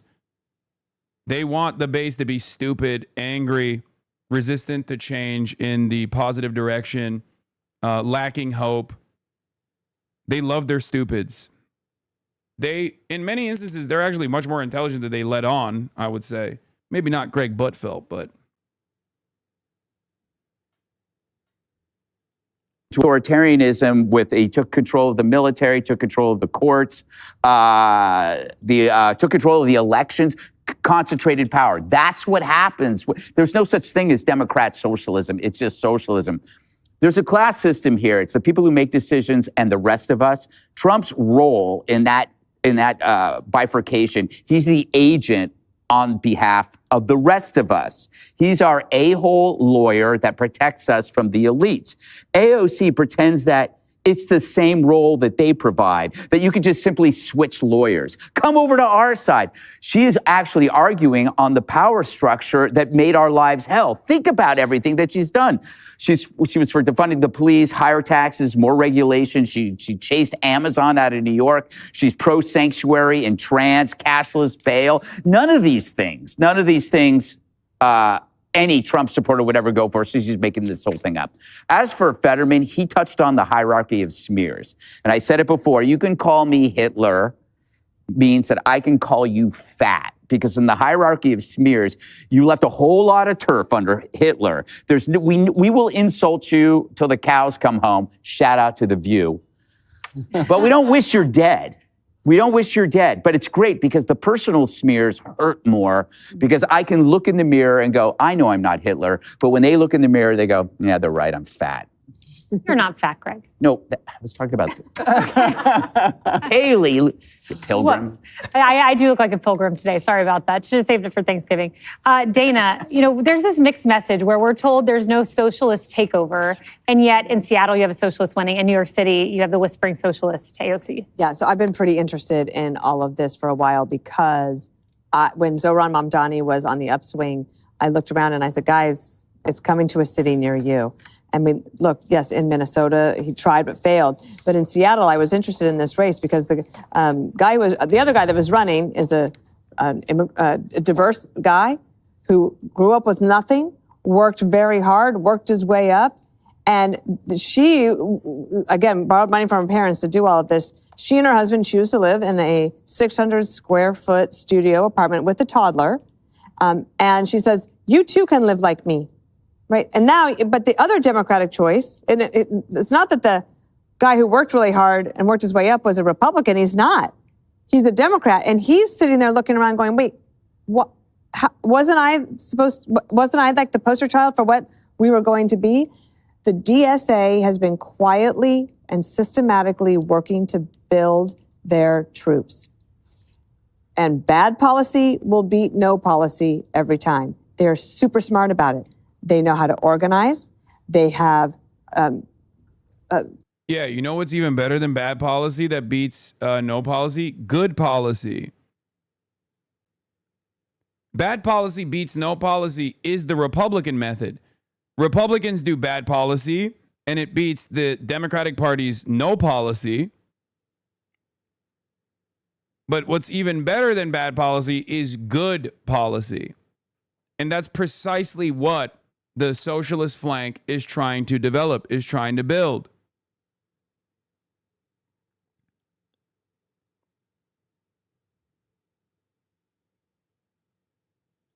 Classes where you can learn how to speak better. They are teaching people how to go and be persuasive. Now, in a lot of ways, to me, it's like the counter to Turning Point USA.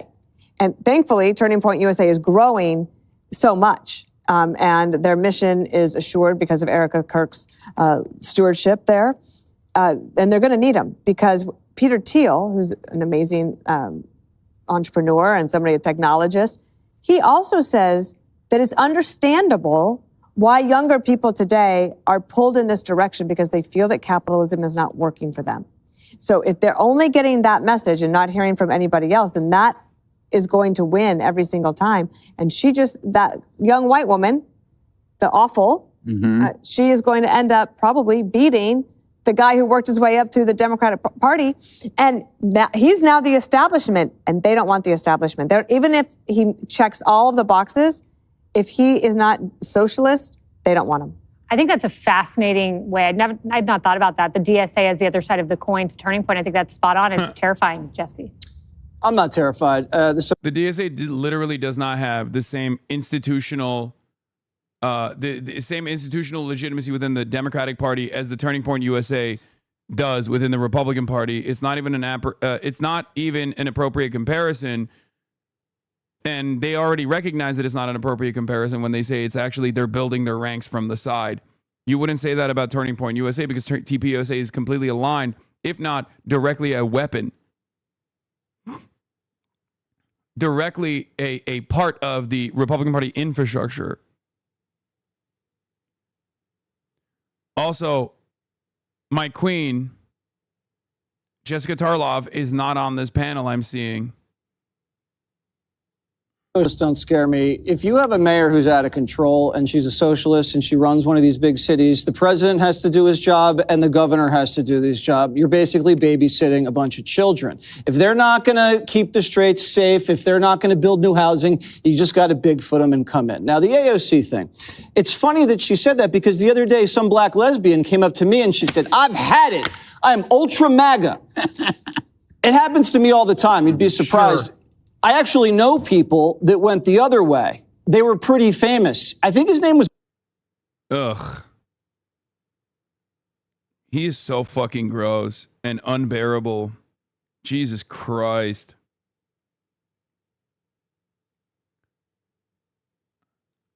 Thank God my queen, Jessica, doesn't have to sit through this, at least today, you know? As someone who works in policy, which theoretically apolitical in nature, there's a growing sentiment that all Trump has really done is expose who wasn't leading, but was adopting buzzwords without any understanding of root cause or systemic / transformative change. They misunderstood the left so hard they accidentally made a left-shaped sized door to lead towards change.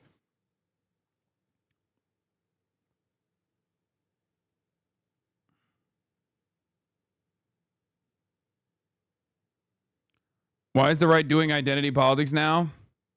Because they are, dude, because they're losing, okay? Or they're at least very fearful of losing. And when you're losing, when you are losing, you hit the fucking back pedal, okay?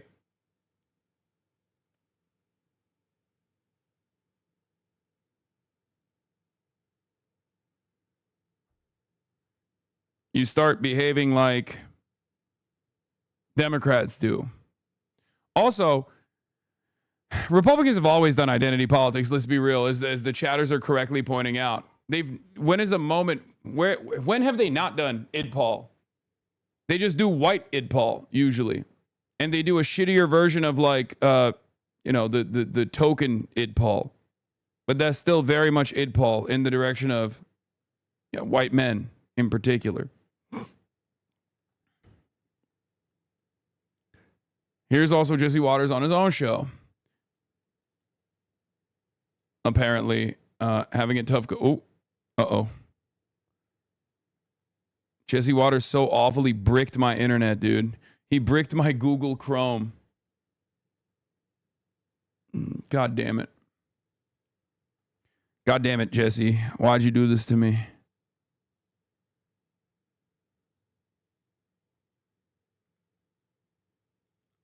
Come on. Come on. Shit.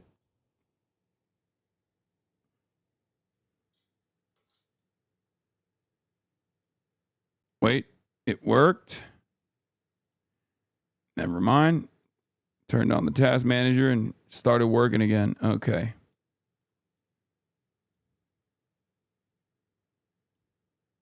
Let's take a look. So they're launching a smear campaign disguised as a bombshell. The Jeffrey Epstein emails.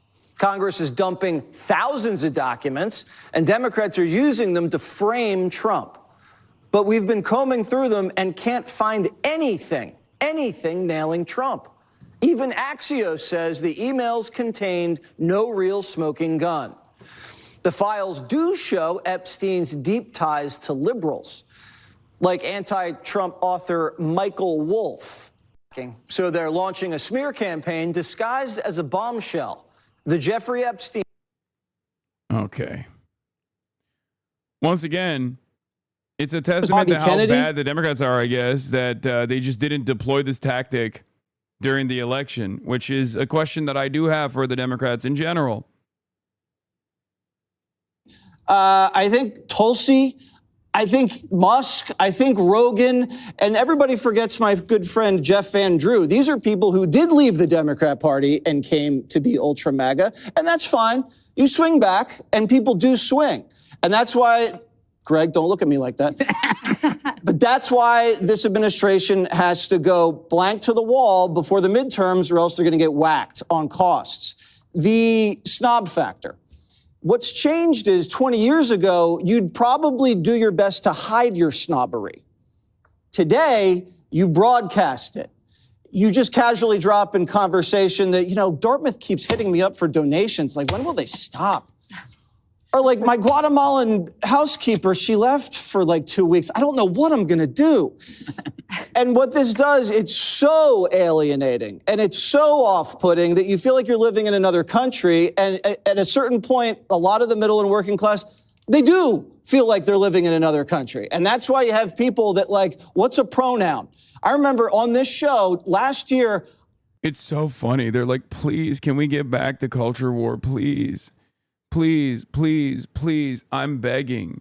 Please, dude, think about how good things were when we were talking about culture war stuff. Don't do the socialism stuff. Socialism means transgender for all. That's what it means. Please.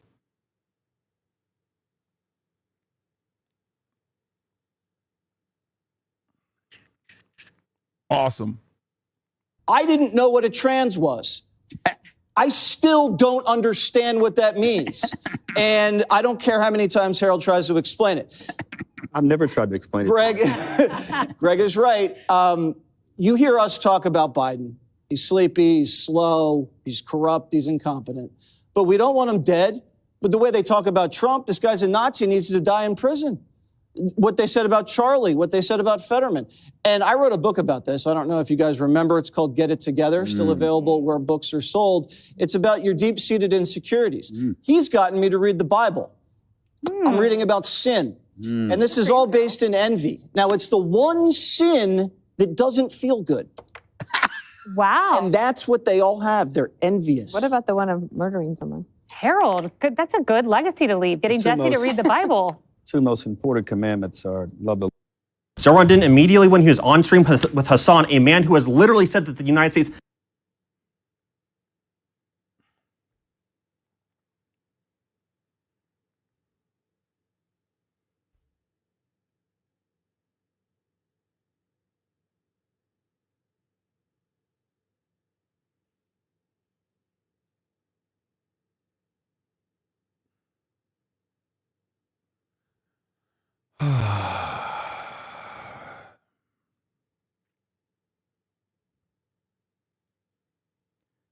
Oh, brother.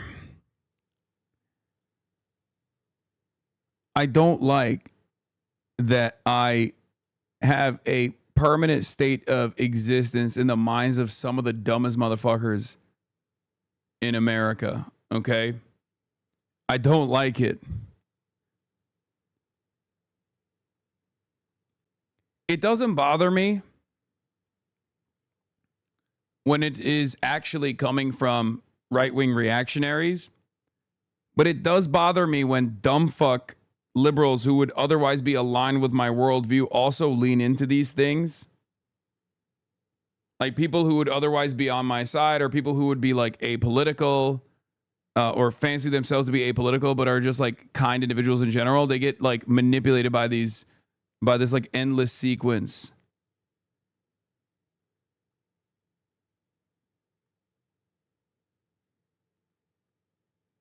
This endless barrage of like silly shit.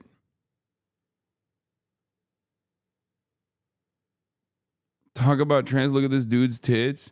Yeah, Barney Frank looked horrible.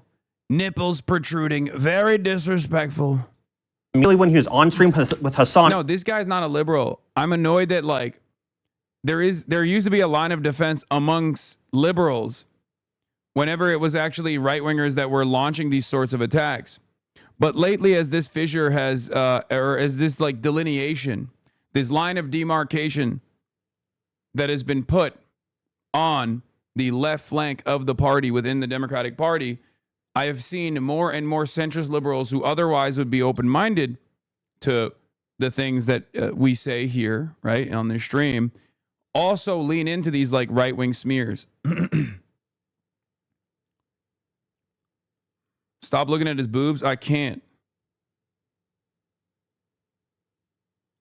And who has literally said that the United States deserved 9/11. Why are we talking about Hasan Piker? Because this is someone that Zoran has allied himself with. We gotta rewind, because you think it's fine for the President of the United States to not talk about two democratically elected state senators. Chat, this man is Hassan Brain. No, let's talk this man is Zoran. Hassan Brain. No, I'm saying you think it's appropriate for an assemblyman to.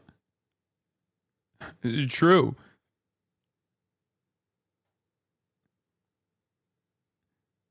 That man has got Hassan derangement syndrome.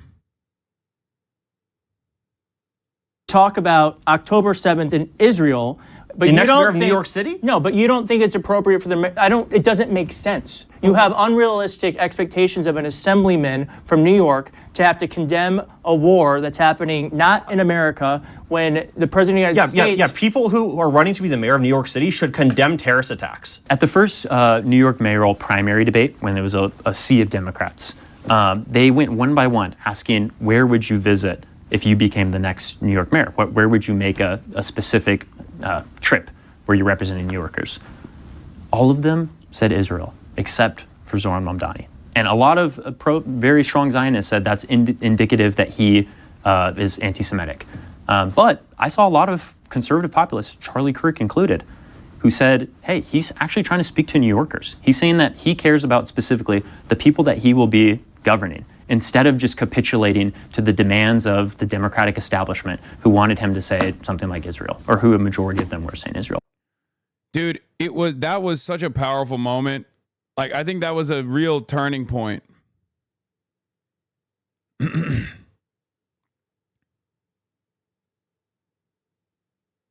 That was a real turning point in public discourse. And I think that Mason is everyone the can GOAT. agree that's an awesome value. And that's pro-American. That's America first. Yeah, I think that value is America first, but I also think... Yeah, we can disagree on policy. I'm not saying that you have to endorse his character entirely. But I think that this notion that Zoran Mamdani would be cheering a 9/11, or Zoran Mamdani is inherently anti-Semitic, or Zoran Mamdani is going to prioritize Muslims over all of New Yorkers. I mean, look at his record. Zoran Mamdani is focusing on affordability, and that's affordability for all New Yorkers. It's not just for Muslims. It's not anti-Jew. He has built a multiracial coalition of working class people where he has 90,000 volunteers. That is an army. Hi, everybody. This was Wow. I'm John Lovett. This was the panel that we did. Where do the Dems go from here? Oh yeah, this was the watershed moment that paved the way for Mamdani's victory last night. The shifting of focus towards the actual needs of the American people rather than foreign governments such as Israel or Ukraine had already happened on the right. Mamdani was the first Democrat to have the guts to explicitly say that his priority was his constituents and not Israel. It paid off for him. It really did.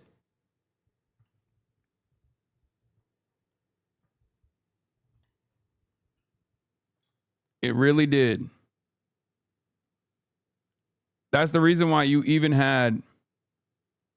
You are unintentionally tanking so much of the attacks on the left, leaving others breathing room. Yeah. Dude, they're attacking me more. Every moment that they spend attacking me is a moment that they're not attacking, AOC or anybody else for that matter. It's crazy.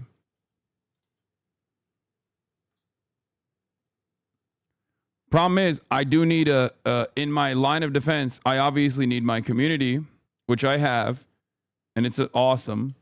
I love my community. But I also still very much need... What the fuck? Is there an earthquake happening? I feel like the ground is shaking. A little bit.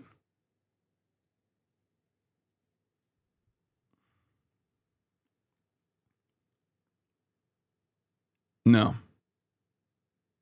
Anyway. Sorry I took a step. I still need the liberals broadly, like the apolitical people, they just like the Trump haters to also be like, this shit sucks.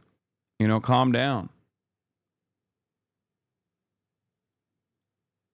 Anyway. Like a cricket con.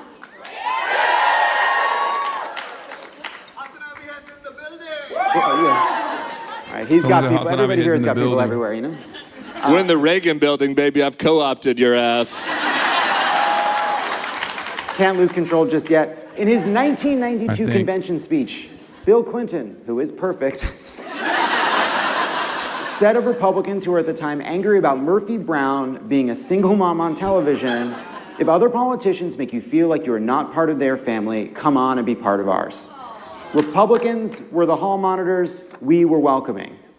3 decades later, Trump found an audience among pretty apolitical comedians and media personalities and their fans who see Democrats as pious and scolding. The Democratic Party is widely reviled. A broad survey of working class voters described Democrats as, quote, woke, weak, and out of touch. Coming out of Tuesday, which was awesome.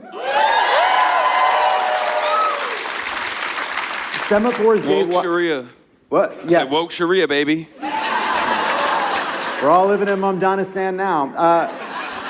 Semaphores Dave Weigel put it best in summarizing the exit polls. What do you think of the Democrats? They stink. Who did you vote for? As many Democrats as possible. So where do we go from here? Joining me, our streamer and political commentator, Hasan Piker. MS Now's Simone Sanders. The Bulwark's Tim Miller. And the co-host of The Five, Fox News' Jessica Tarlov. Tim, I want to start with you, and I want to just concede that this is like a big topic, and Stop it can be being hard depressed. to teach. You're doing good. You've helped me become more left. Oh, I'm not depressed at all. I'm not. No, this is not a moment to be depressed. Well, one, because I'm in China and I'm having a fucking amazing time. But two, I'm there's a lot of hope. There was a 4.4 earthquake in Xinjiang. Wait, really? I did feel, maybe I felt it. That's crazy. Style, from substance, strategy, ideology. But I want to start with that 2024 dynamic. You have Trump and his allies on Rogan and a whole bunch of apolitical shows and media. In hindsight, Democrats say, oh, we need Democrats that can go everywhere. They have to go everywhere just like Trump did. But then we look around and we say, well, who are the Democrats that can do that? And as a former Republican, as a pilgrim in an unholy land, who's gone from viewing Democrats being annoying as an asset to a liability, like, where is your head at? Well, I was happy about the woke Sharia in New York, but you do have to remember that the CIA has taken over in Virginia across the river. So the deep state establishment is also on the rise. Big tent. Big tent. You know what? Love it. You guys are kind of annoying, and it is something that we're dealing with. And I think that it's important to just accept it and think about it. And the fundamental question that you got to, which was, okay, well, we need a Rogan of our own, or we got to be able to go hang out with these, folks. We got to be appealing more to the comedian set. And then it's like, well, who would go on the podcast? And then it's like, well, are you available? Are you? Like the list is kind of short, right? And so, we can't create people from scratch, but I think that it's important, when I look back at the mistakes the Democrats made that got us to this place, it's like, Biden wins in 20 when everybody's inside, right? So you didn't have to be out there. And then in 22, it's like, well, we didn't have a red wave. So it's like things are going pretty well, right? And so I just think that there was a lot of just inertia and status quo happening. And a lot of the problems that were undergirding that, a lot of things people were frustrated with about COVID or about the not as fun parts of woke Sharia, right? There wasn't a lot of reflection on that, and I think that it's good to reflect on it now, and I think that Tuesday was awesome, but just because we did really well on Tuesday, because Trump is fucking everything up, does not mean that we shouldn't also think about how we can continue to kind of expand out and appeal to more people. Smart jump scare. Simone. Looking good, King. It seems like Democrats are often in a trap. I'm feeling pretty good. I'm feeling, I got more sleep than I thought I would.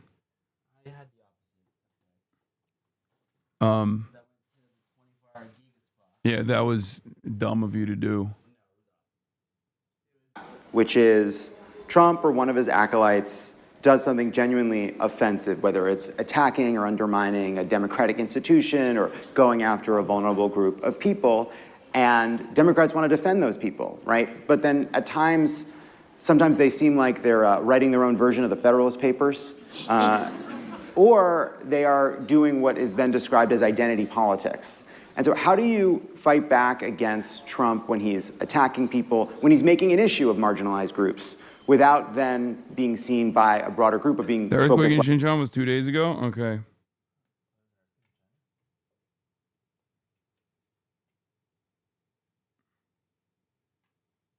us on, say, the economy? Like, how do you square that circle? Well, you know, I'm from North Omaha, Nebraska. Shout out to the Midwest people in the room. Yes, there are black people.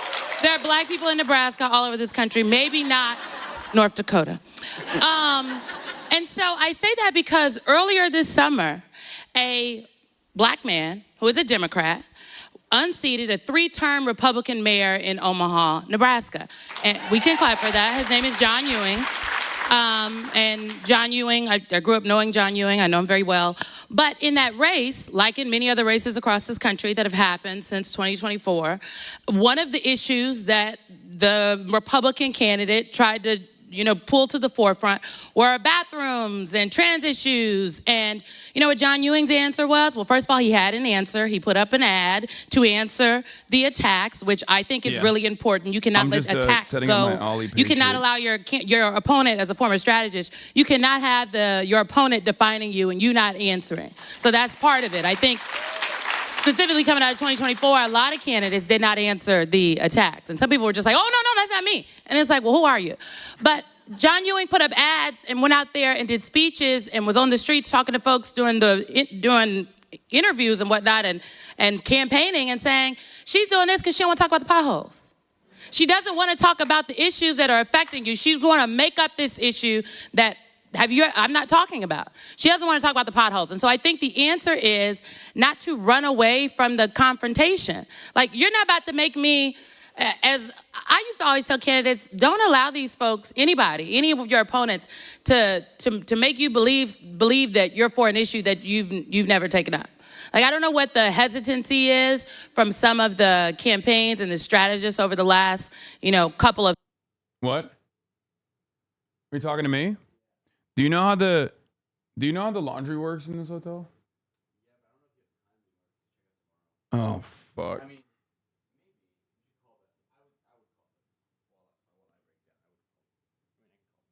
Okay, man was live 4.5 hours ago and is still going. Yeah, we're about to move out.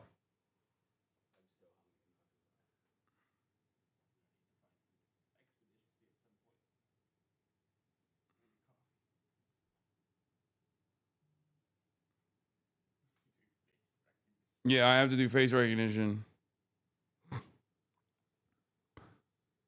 Take a lot of shit in the world, but I wanted to share this little hopeful news. Last night, my own mother finally called me to ask about socialism. She admitted that she was raised under Red Scare, messaging that my little sister's admiration of Zoran made her claim socialism. I've now gotten my sister and mom on board thanks to the stream. Hell yeah.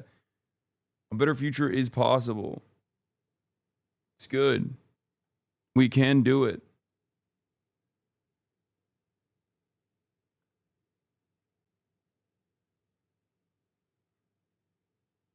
We can do it.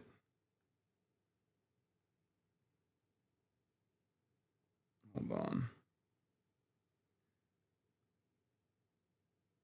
on. All right, yeah, pull it out. Hold on. I'll throw on the laptop cam. Hold on. Boom. Okay. Aren't you tired, brother? No. Never tired. I ain't never scared and never tired.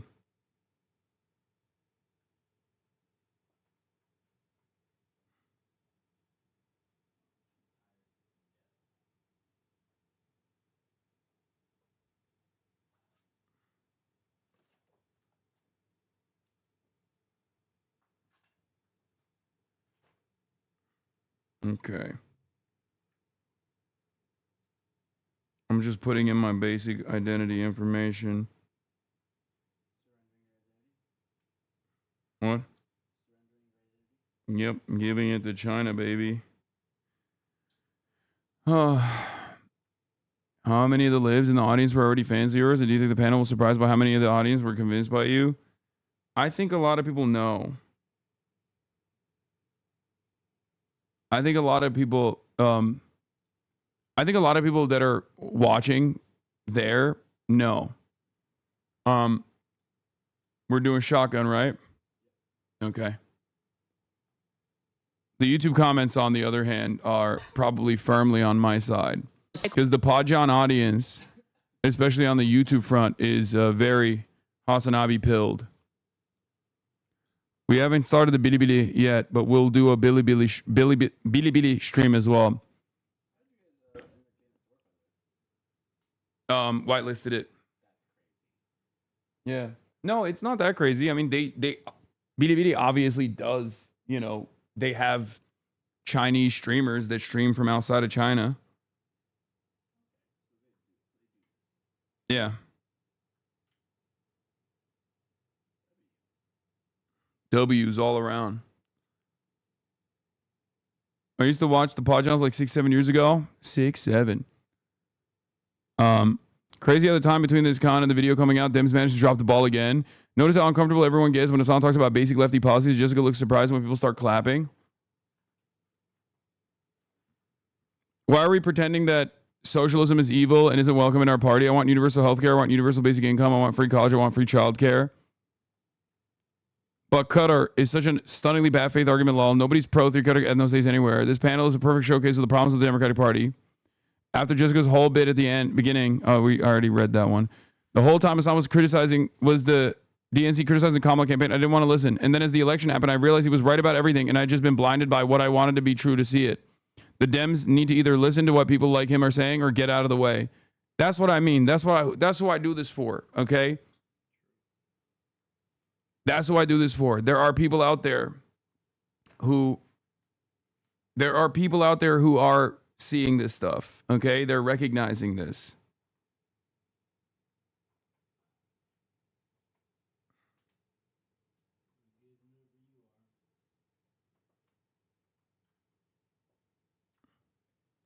I think Zoran's success helps your message to the libs a lot, as you've said, like Zoran. They like Zoran. They saw you supporting him early. Now they trust you more. I know. That's why it's so funny that these people just like turn around and be like, no, actually Zoran hates Hasan. And I think that's part of the reason why haters do that is because they identify that like that's proof in the pudding style situation, you know? And it's successful. Hi, everyone. In any case, I'm going to keep running this podcast that I did with Alex Wagner from 12 hours ago. Okay? And as we go downstairs and move in,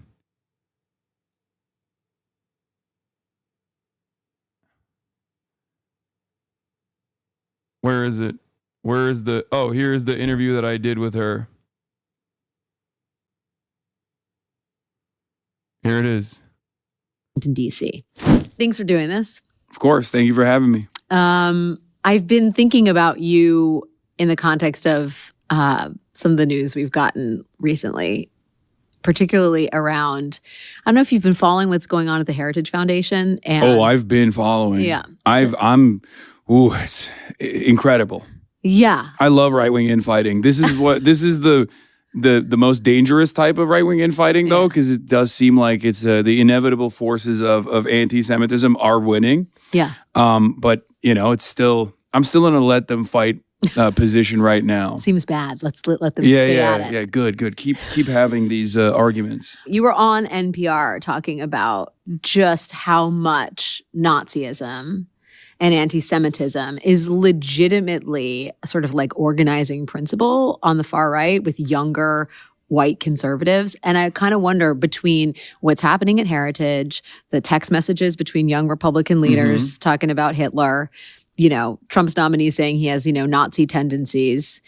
Can you, like, first of all, I'm sure you feel validated. I thought you were talking about J.D. Vance for a second. Well, it's hard, or it's hard Jr.? to know. Were you talking about RFK Jr. hard to who know. said Trump has Nazi tendencies? Because they both did that. What? Big Tent. Can you talk a little bit about what you think that's about?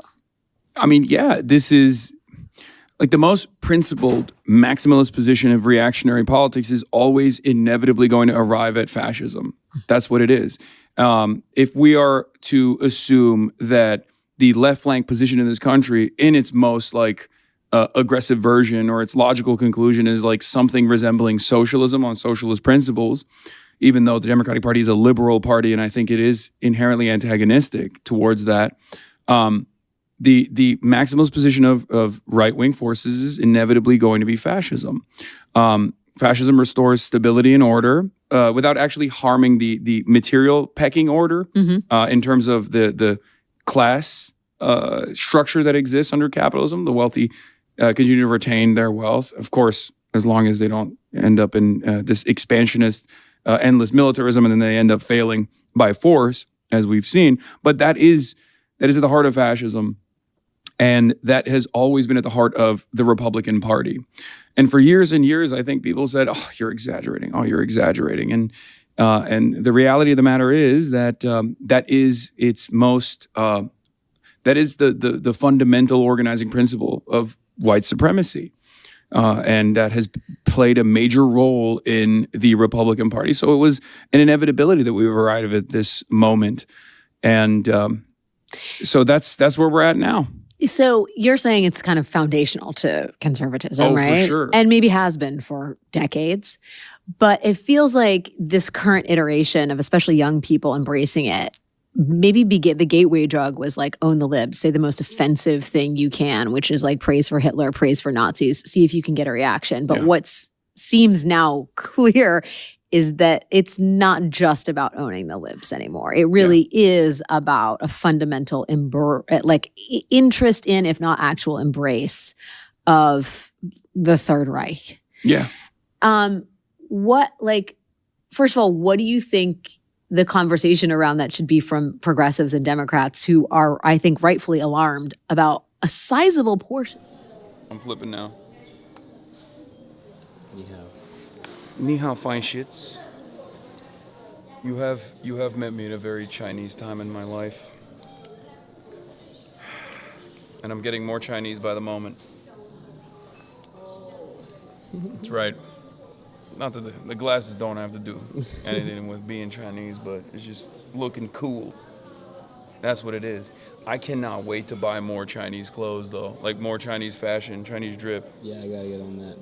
You have to get on that wavelength. There is a world out there. And today, speaking of Chinese articles of clothing chat, we are actually going to a very famous tailor in Shanghai. Shanghai, Irene, what is the significance of tailoring in Shanghai? It's like I'm gonna go get a coffee. Oh, hold on, wait, I need to come back. Are you serious? Oh, ni hao. Oh, ni hao. Ni hao. Wow. See you there. I didn't realize that we were all becoming progressively more Chinese by the moment. And you have already maxed I out. told you I brought some fits. You brought this from home. This was grandmother. That is crazy. Oh, I've been waiting my entire life to wear That's this. You're gonna go grab a coffee? I am gonna grab coffee. Can you get me one? Yes, of course. It's right here, right? Yeah. I want an iced coffee. Well, don't get him anything. Please. Excuse me. Don't get him anything. You can Thank say it you. in Chinese and maybe I'll understand. Well, I mean, what if we just all went? What if we just But I go have a camera. 谢谢老板. Yeah. I have While you were out there doing photo shoots, we were learning You were Chinese. studying the 谢谢老板. Chinese. Will's been speaking Chinese to me now. Okay. Oh yeah, we are learning so much. Oh, yeah.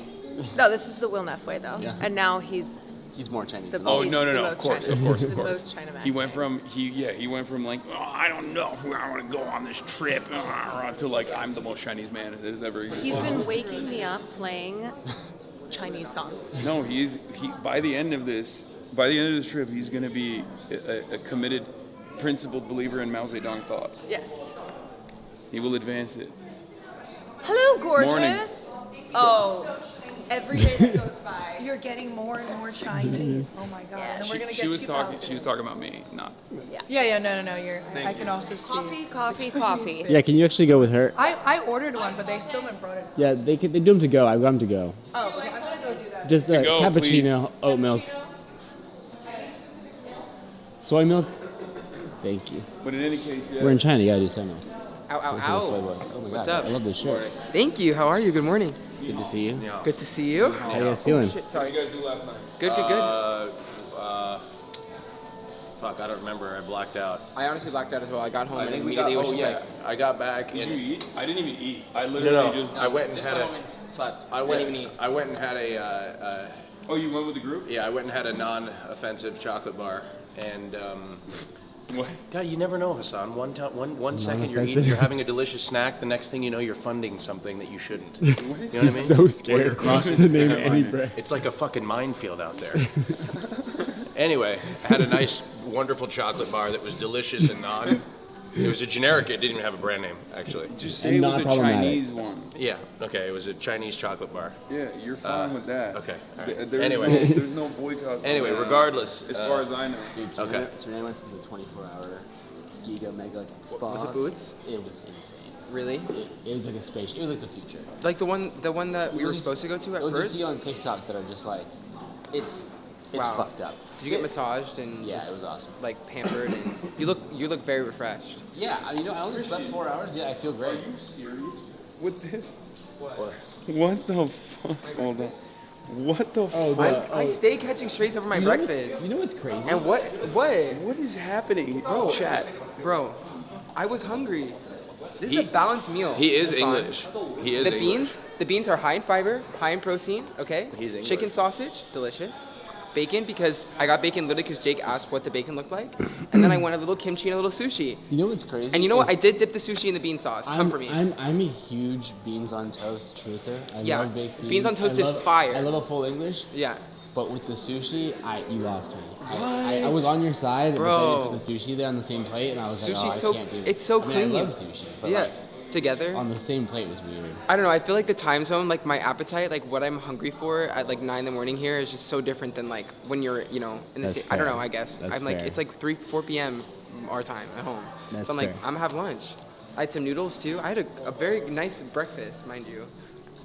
I got a new variety profile that came out, and they just this is the first time that I've ever had like a media outlet straight up only cover my politics, rather than talking about like how how I look or whatever.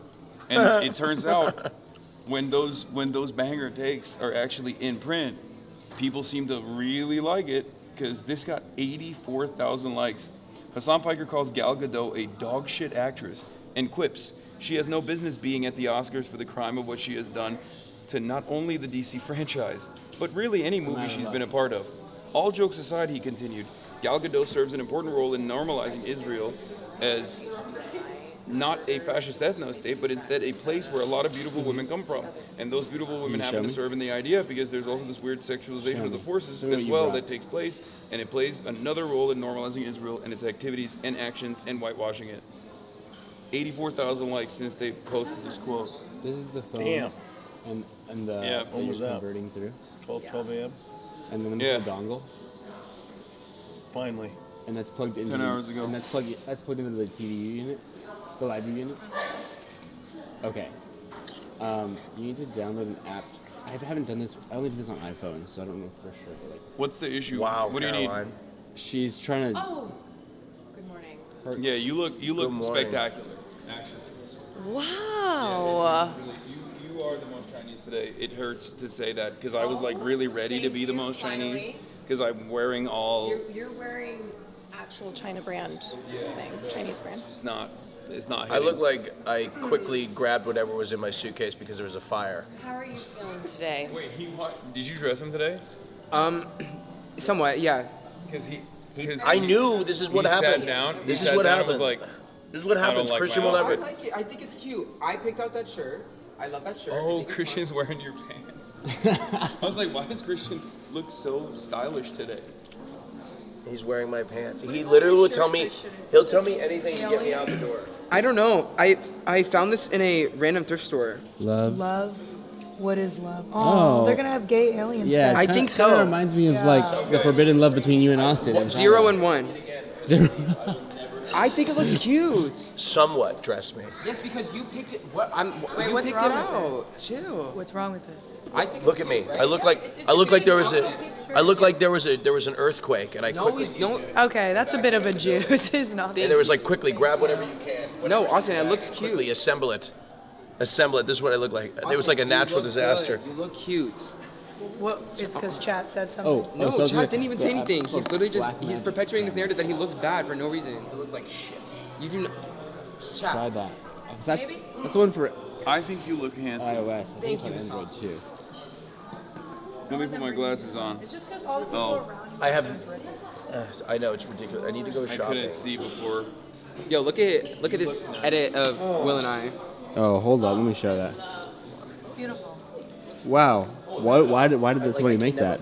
Because they said that I looked like Anakin last night. Oh, okay. And then, I mean, if someone has, Will would be, Janet, so. I mean, just always, you can always bang on. It's the hair. Early today Yeah. is actually remarkable. Everybody's pretty early today, which is Yeah. remarkable. It's Austin look great. Will Neff is the one who's Excuse me, what do you mean it's remarkable? Will Neff is on his. What did he I'm say? just remarking on it. Oh, you're remarking? Yeah. No, just I'm just sensed a little attitude. I think I need a coffee. That ship has sailed, brother. Yeah. Why are you in a bad mood already? We just started the day. Well, I think I'll get in a better mood. Not so close, Marsh. The details are not flattering. Maybe we'll. It's a sex symbol pretending to not be a sex. Like that's what I can't. Let's maybe. Is it because you're? We'll probably have. Is it because your birthday's over? No, we're celebrating it today. Wait, really? He said he's doing a birthday week. Remember, it's a full entire week. Everybody knows it's kind of like Halloween. When it doesn't fall on a weekend, we have to celebrate in the whole time. Yeah. Last night, when I met up with him, I said, Austin, it's your birthday. Oh my God, I haven't been with you all day. We have to celebrate. He goes, oh, we can do it tomorrow. I go, it's only 8:30. It's like, there's simply no more time left in the evening. There's simply none. I think you were talking about you, though. Simply had no more capacity for celebration. You should tell the bottle girls at INS today it's your birthday. And we get them to come out and do like some like whack ass shit. Oh my God. So hard. There's a gay floor too, right? Surely. Okay, well, our table. By the way, I don't know if you heard this, but How can we ensure that the table's on the gay floor? okay, I'm not saying that you are responsible for this. But he's kind of I saying will it. say, He's reluctant to give me credit for something amazing. Tell me. What? I read a news report briefly that the Chinese government asked Apple to take off from their app store. Grindr? Oh wait, Not no, this is Grindr. not amazing. No, the Chinese, Perhaps I should work on my. the gay dating applications that Austin has gotten on. Oh, okay, well, only moments after Austin officially got on the application. Perhaps I shouldn't foreshadow. I never. No, it is remarkable timing on your end. I don't. Oh. I didn't download that. I didn't download that app at all. I have no idea what he's talking about. I'm just saying. I don't know how this happened, but the timing is remarkable. Yeah, your Look, timing is perfect. I have nothing to say at this moment in time. You have no statement? I also have a suspicion, but I was in a DD yesterday, and the DD driver had a Huawei phone, and I have an iPhone, and the Huawei DD driver had a Huawei charger, and the USB-C didn't work on the iPhone, and I'm wondering if the Huawei USB-C chargers don't work for iPhones. Hmm. We'll have to investigate further. Not work, but this is bomb as fuck. Oh, you have. You have the commercial. Oh my God, the beads. Wow, the robe. Yo. Well, I like up here. You're more like. Army Lord. Yeah, happy for you both. Susu Laoban. You were at the same store. I'm happy for you both. You're at the same store. You literally were. You tried on one thing. You were salty, and then I was abandoned by the group. Just fend for myself. Nobody even spoke. I didn't even know what to say. That's crazy. I couldn't even figure out how to purchase anything. He was trying on things in a Japanese store. It's so funny because he was on camera the entire time, so we know that's not what did not happen at all. This version of events can immediately be disproven. You tried on one thing in the Chinese store and you hated it. I look like I had to quickly look at me. I look like I had to quickly escape a tropical storm, and I had to whatever was in my suitcase, the thing that was available, shoes, pants from Dickies. It's not your birthday anymore. No, Yeah, it's the same we're thing. in China, so I can call you a slur. I have an extension. I extended my birthday. Especially as a gay man. I What? We're just saying like He's acting like he couldn't have tried things on. No, I know. Why is he doing this? And now yeah. Those ropes I think are he so looks fire. Don't worry. I'll be fine.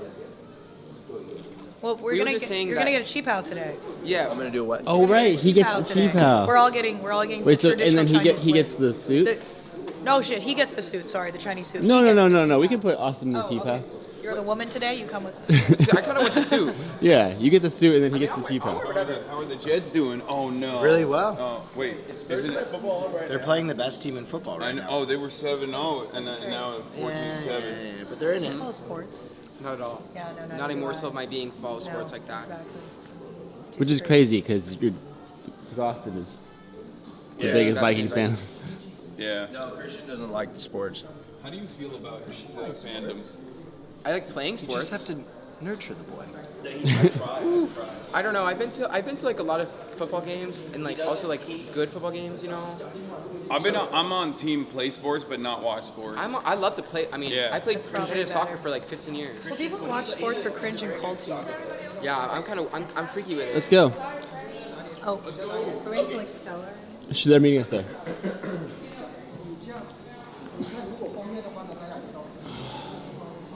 China Maxing. China Maxing. Got my cigarettes in my pocket. I have your vape, by the way.